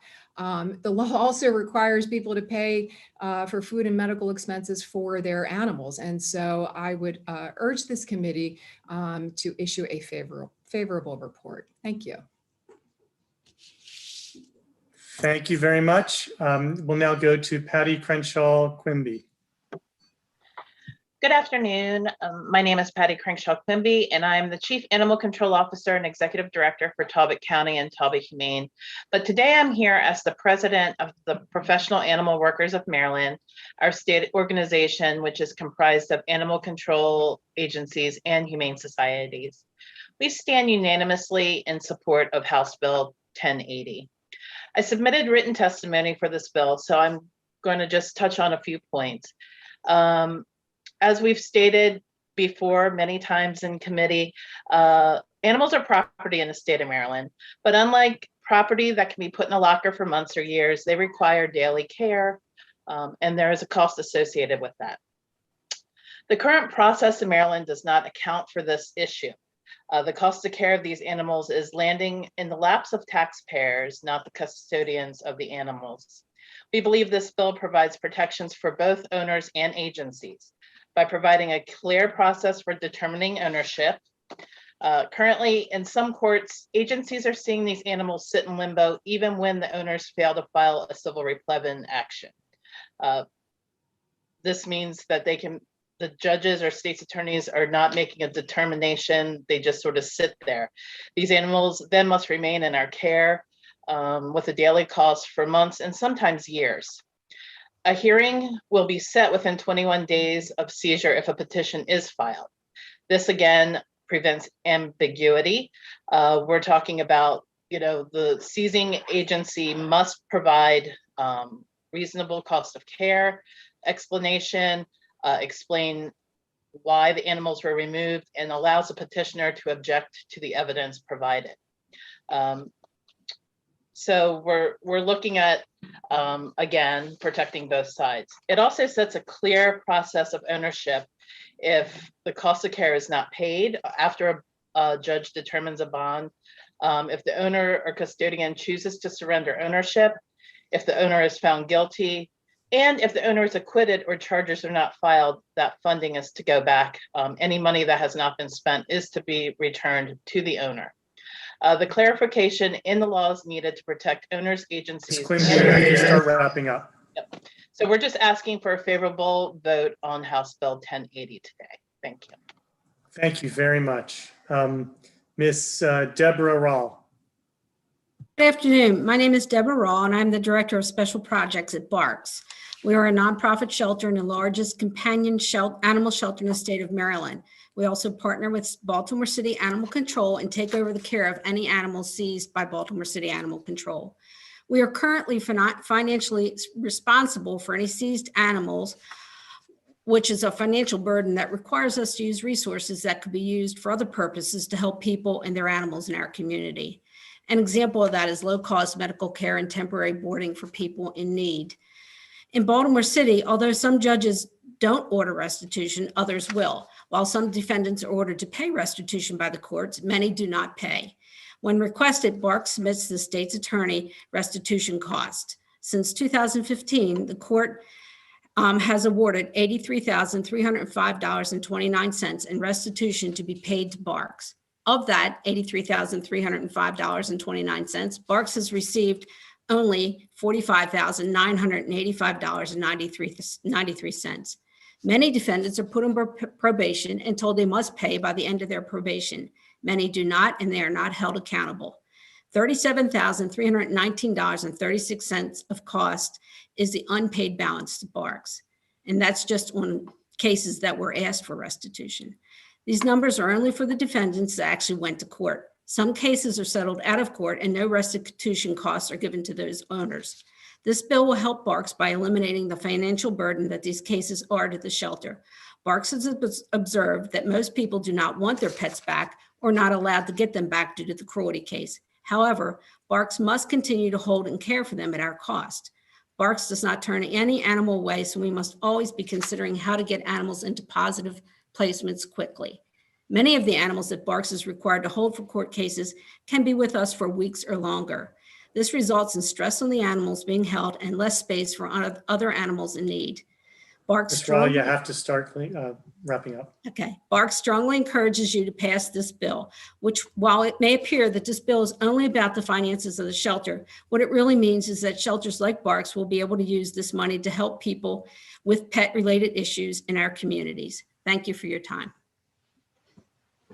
Thank you very much. My constituent, Miss Lisa Radoff.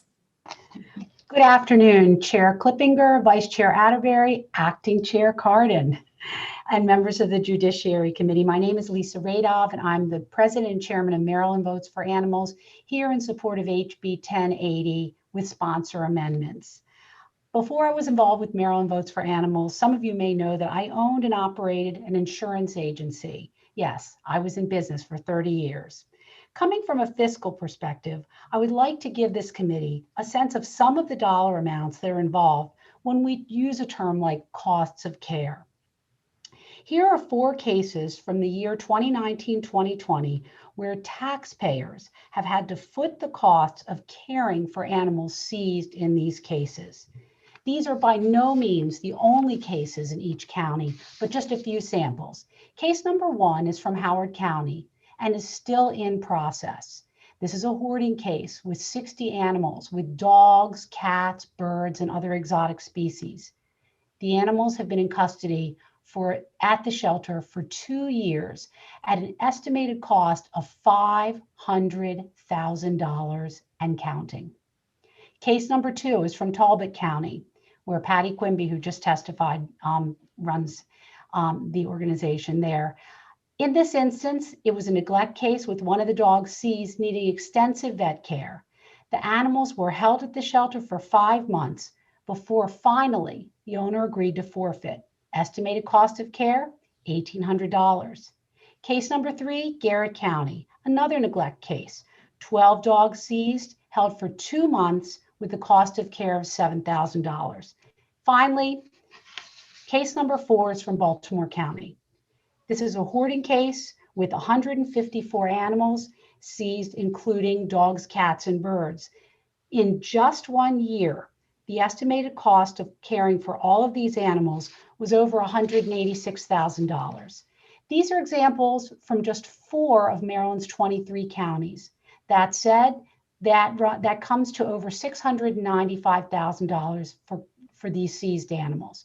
Can you imagine what the cost must be for taxpayers when you take into account these costs statewide? HB 1080 will provide relief to animal control agencies bearing these costs, as well as to Maryland's taxpayers, who should not be financially responsible for the animals we have to start. Case. Over 40 states have cost of care laws, including all of our neighboring states, Pennsylvania, Virginia, Delaware, and West Virginia. In short, I would like to thank Delegate Moon for his sponsorship of this bill and urge a favorable report with amendments. Thank you. Thank you very much, Ms. Radoff. Jennifer Benville-Dangle. Good afternoon. Thank you, Chair, members of the committee, and thanks to our sponsors, Delegate Moon, Senator Reedy, for bringing this important bill back before you. We do want to thank this committee. In 2019, there was an effort to address this issue. Unfortunately, as amended, the bill that passed in 2019 kept the entire process at the very last part of the criminal proceedings. Restitution, which you've heard from Barks, is not working. By doing so, we not only failed to establish a meaningful workable cost of care law, we also failed to address the problems raised in the 2017 Rohr case. So we have a situation where in every county across the state, there's a lack of clarity around the existing Maryland law, who has custody at what point of the animals. So this bill not only addresses sort of the underlying lack of clarity around disposition, it also makes Maryland one of those states, including our neighbors, who have a workable cost of care law in the books. The amendments that the delegate mentioned, we did submit in our packet a delineated version of those amendments that are in front of the amendment office. So I often find that's just an easier way to read through all the amendments. While it looks like a lot, these amendments really just do 3 things. They're the product of extensive stakeholder conversations and outreach. One, because the law as drafted was based off of Pennsylvania, our neighbor to the north, which has a very strong process for cost of care, there were some changes we had to make to the law as drafted to make sure that it conformed appropriately with Maryland law. Most important is the change that the owner or custodian petitions within 10 days to have this hearing. We don't want to undo any of the working pieces of Maryland law, and that's a really important piece of current law that is working. So that's a very important change. Second, it does exempt livestock. This was a compromise agreement with the Maryland Horse Council. It is of such critical importance to our shelter partners that we get a functioning law for our companion animals that we were willing to save them, to let go on this much more complicated conversation around livestock. And lastly, there's several provisions in here that do protect owners. We had the opportunity to speak with many of you during our Humane Week of Action with our activists and our members. And there are 3 important provisions in here that would make sure that no owner loses their pet because of financial inability to pay, which is important to HSUS and all of our partners and all of our shelter partners as well. So with that, we do urge a favorable report with the amendments as drafted by the sponsor. Thank you very much. Devin Neal. Thank you. Good afternoon, Chair, Vice Chair, and members of the committee. My name is Devin Neal, and I'm here testifying for the Maryland Association of Counties as their policy fellow for this legislative session to support HB 1080. This bill creates a reasonable process to ensure that a person committing animal cruelty can be ordered to pay the cost of care provided by the animal or provided to the animal by a local control agency or shelters. Due to differences in size and scope, this can add up quickly as a cost and really place a financial burden on local animal control agencies or shelters. This helps county recoup some of the reasonable costs for this, while not all of them, but still helps mitigate that significant financial burden in making sure owners of animal cruelty can be held responsible through this. And also helps clarify the processes by which this is done. And for this reason, MACO requests a favorable report on HB 1080. Thank you. Thank you very much. Is Crystal Mowry on the Zoom? Yes, I'm here. Okay, great. You're the last one up on this panel. Thank you. Good afternoon, Chairman, Vice Chair, and members of the committee. My name is Crystal Mowry. I'm the Field Service Director for the Humane Society in Washington County. I know you've already heard a good bit about the numbers. I will just touch base a little bit, but also want to touch base on the other aspects of the bill that will greatly help us that you may not realize. So currently we are faced with holding animals that have been seized due to cruelty and providing costly care with little hope of reimbursement, sometimes for years. Our longest impoundments go over 2 years going through the court process, and we saw no financial reimbursement even after we were awarded custody of the animals. Not only is the financial burden on the seizing agency, there's the mental anguish the animals suffer for being forced to be caged up for months, sometimes years, until a criminal trial is over. Another reason this bill is so important is the positive effect it will have on animals in shelters not related to the seizure.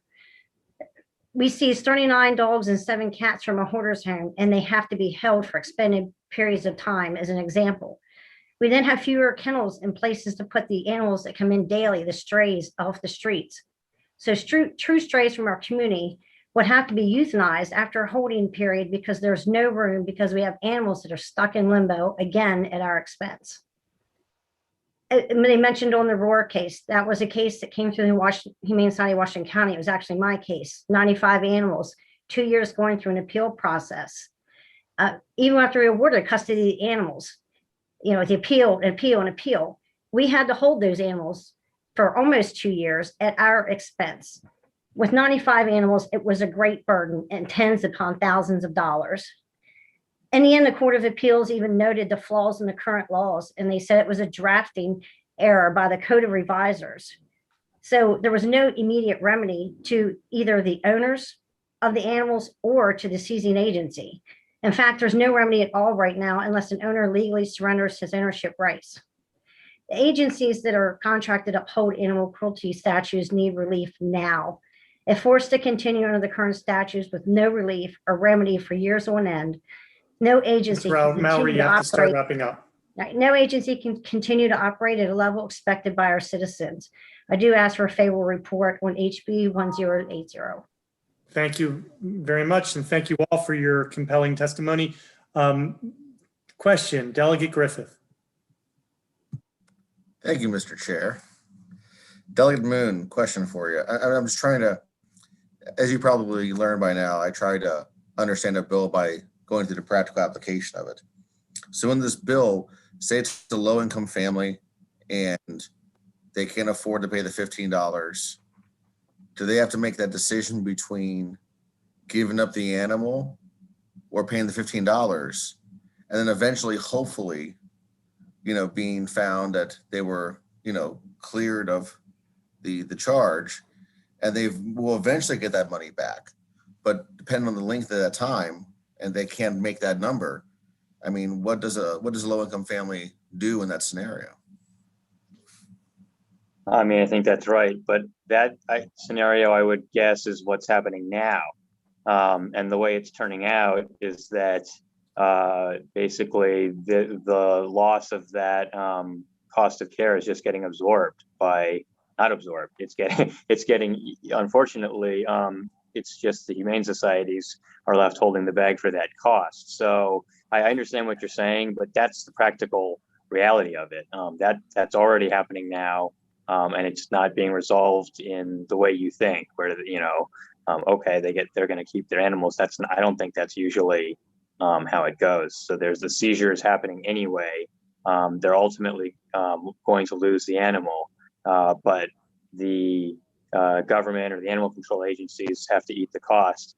The scenario you're describing is probably quite rare. I mean, can anybody else?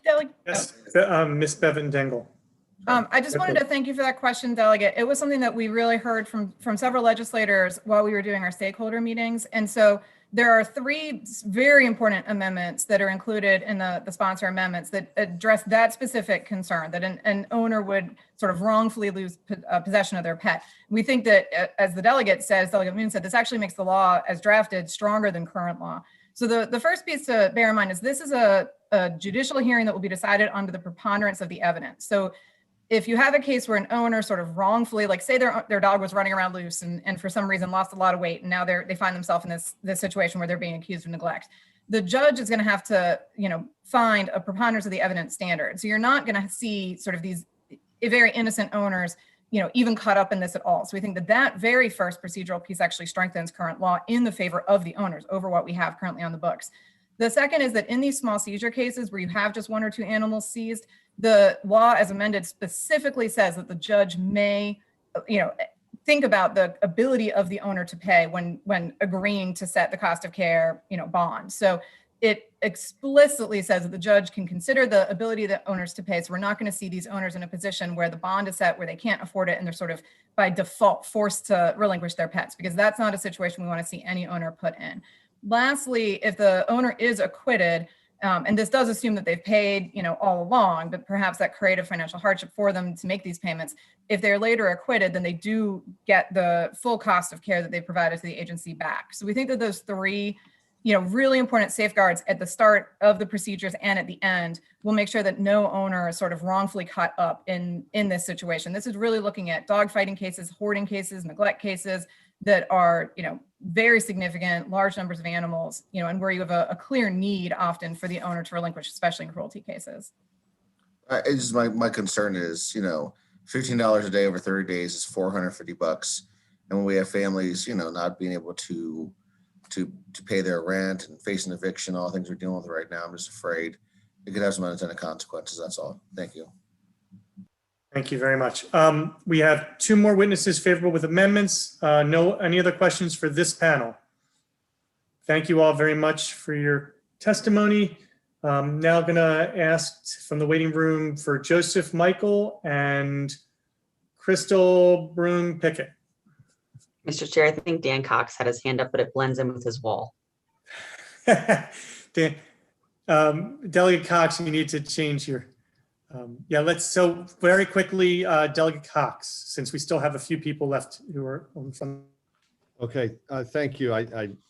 I'll have to fix that. I apologize. A quick question to whoever on the panel may be most able to answer this, but I know in the past there's been significant concerns that families that have a stray dog will then end up being charged and having to pay fines basically, and then later acquitted that they actually never did anything wrong.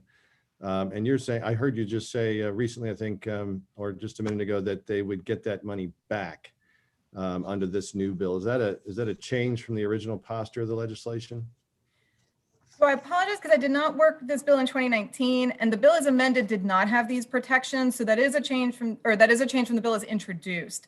Both the upfront protections that are being proposed in the amendments, that there is a clear preponderance of the evidence standard. So again, that dog that's sort of running loose is not going to meet a preponderance of the evidence standard to even, make the seizure a legitimate seizure. So the judge would say it was an unwarranted seizure and return the pet right there.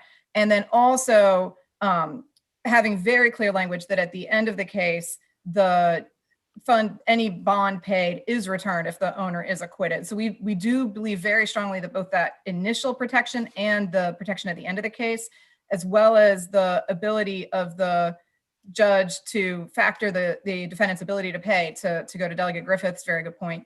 We think those three protections create a very robust set of protections for owners, which is very important. I still think though that this, what this does though, is it shifts it before anyone's found guilty. When they are presumed innocent, it shifts an immediate financial penalty to them. That's the way this bill is written right presently, correct? Presently, if you own the animal and the animal's in your possession, you're already paying for food. You should already be paying for medical care. So it's not as though this bill is imposing any additional requirements to pay beyond, the cost of caring for the animal, which is the owner you're already, supposedly making payments for. Well, I've never seen a dog. Delegate Moon, did you want to respond? Today, that's a concern. Delegate Cox, let Delegate Moon respond. Yeah, and let me just clarify that too. So in the stray scenario you're giving, the other option someone would have is to either deny that they own the animal or to relinquish their ownership interest in the animal. So in the stray scenario, either the owner is saying, yes, that is my animal and I do have an obligation to take care of it, in which case, arguably, there's already a cost to that, or they can say, it's not my animal, here, you can have it, in which case it could be adopted out and those charges don't accrue. The other things I would clarify also, it's up to $15. I think different types of animals are going to come with different costs of care. So I wouldn't wrap your head totally around that figure.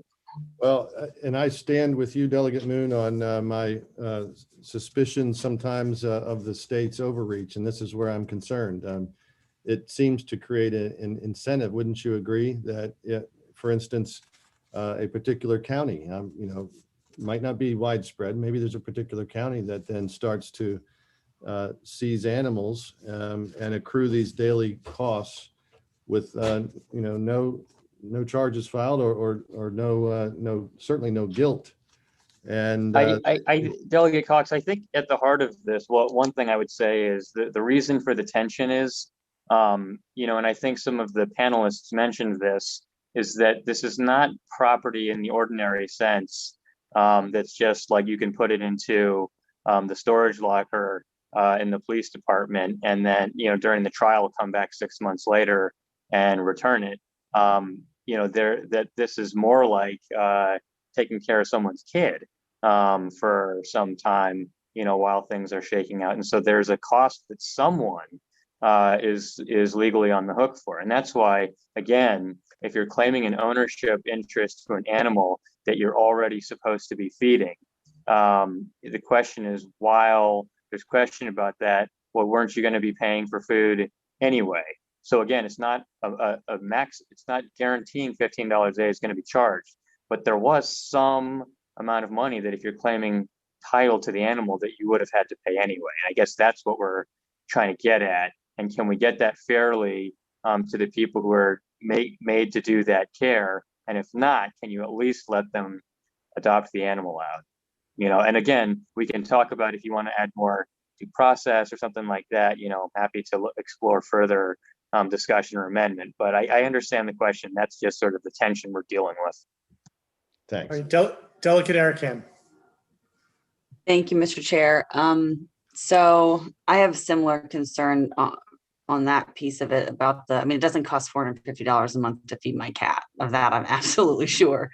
But I also have concerns because I live in a rural area, and in rural areas, dogs escape, especially livestock breeds like my Great Pyrenees. They're known roamers. I've had at least twice my old dog, who passed away in November, that I've had to go pick her up because a thunderstorm hit and she was out the door. I mean, she just disappeared, and I had to go get her from the Humane Society. So I'm a little concerned that if we incentivize charging people, that I'm going to find myself going to pick up my dog from the Humane Society and having them say, oh no, we've decided to charge you. And now I'm getting bills in the mail. And all of this is going to happen, especially in rural areas where we have dogs that are kind of like neighborhood dogs, and they get out, often, especially the livestock breeds. So Is there a Delegate question? Moon, yeah, Delegate Moon, are you open to amending your bill at all so that you can exclude people in rural areas where this is pretty common? I don't know that we can do the business of writing laws in that way, but the bill up front was trying to do two things. One, exclude entire categories of animals. So you will note the term companion animals versus livestock or farm animals immediately, and then throwing a $15 cap on it was really meant to address past years discussions on this about runaway costs for horses and things like that. But yeah, we can keep talking about further amendment if folks are up for a discussion on this. All right, thanks, Delegate. Thank you very much. I think that is the end of this panel. Thank you all very much for your compelling testimony. And we're now going to go to the two people who are favorable with amendments. That is Mr. Joseph Michael and Miss Crystal Broom Pickett. Wait for them to come out of the waiting room, unmute themselves, turn their cameras on, and Mr. Michael can go when he's ready. Hello, I'm Joe Michael. Thank you for hearing from us. I'm a prosecutor of 28 years. I'm the Deputy State's Attorney in Washington County, Maryland. I currently supervise the district court, and I work with Crystal Mallory, whom you've heard from closely, and I would say 99% of all animal cruelty and neglect cases start in the district court. So I also here to represent the Maryland Horse Council. We support the bill with amendments. Criminal Law 10615 is not effective in dealing with this limbo issue that has been identified, but the bill is not appropriate to livestock.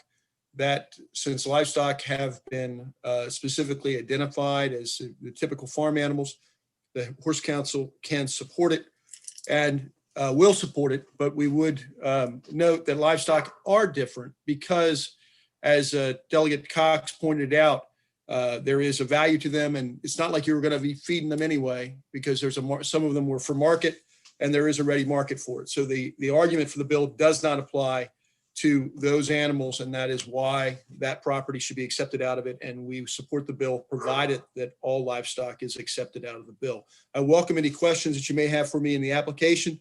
I would say that overreach has happened. It has almost always, in my experience, been involved with horses, where they have been seized, or livestock where they have been seized when they could have gone to market or somewhere else. So are there any questions for me? I don't want to take more time since since we're supporting with amendments, but I can help with some of the practical applications given my job. Thank you very much. And we're going to have one more person testify, then we're going to ask for questions. Miss Crystal Broom Pickett. Thank you, everyone, for having us here. And I am also representing the Maryland Horse Council with Joe. And I have nothing to add to what Joe said, so we can go ahead and if anybody has any questions. And I do think both Delegate Cox and Delegate Erican had questions that actually Joe can address in more detail. So I'll defer to him. you very much. Are there any questions for this panel? Thank you very much for your compelling testimony. We'll wait for one more second because I keep missing hands. Nope. And that will conclude this panel. Now we have the final panel, which is unfavorable, and that is Mr. Charles Hall. Mr. Charles Hall, are you in the room yet? When you are, you can unmute yourself, turn on your camera, and you have 2 minutes.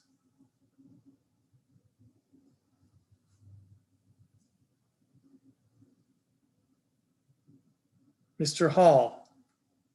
Ah, very good. You can unmute yourself and you have 2 minutes. Go for it. Okay, do you see me? Okay, thanks. We can see you and hear you. Okay, great, thank you.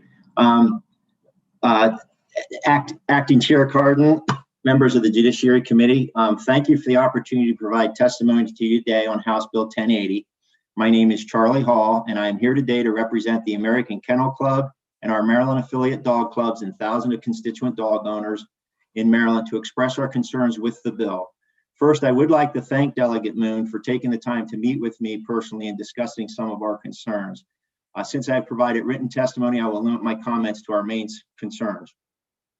First of all, I want to make sure that you are aware the AKC strongly supports the humane treatment of dogs and believes that no dog or animal should be kept in cruel circumstances.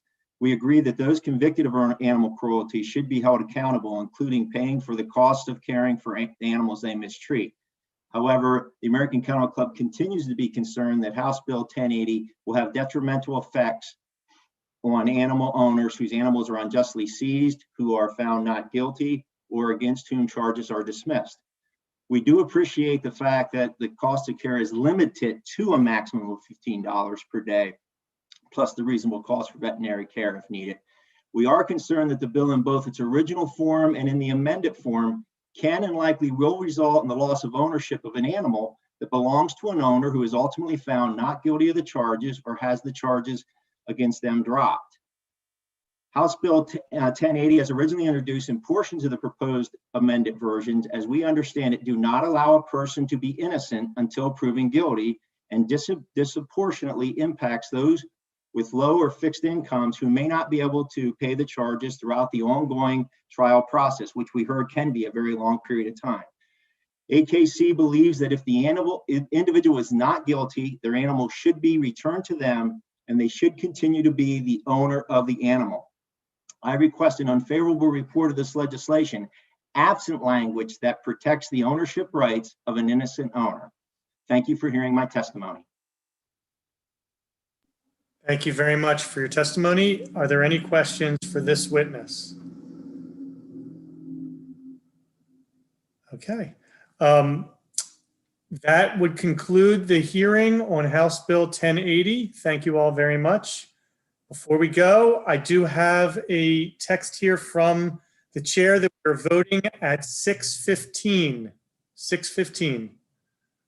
And I believe I get to hit the gavel. This is my first time hitting the gavel.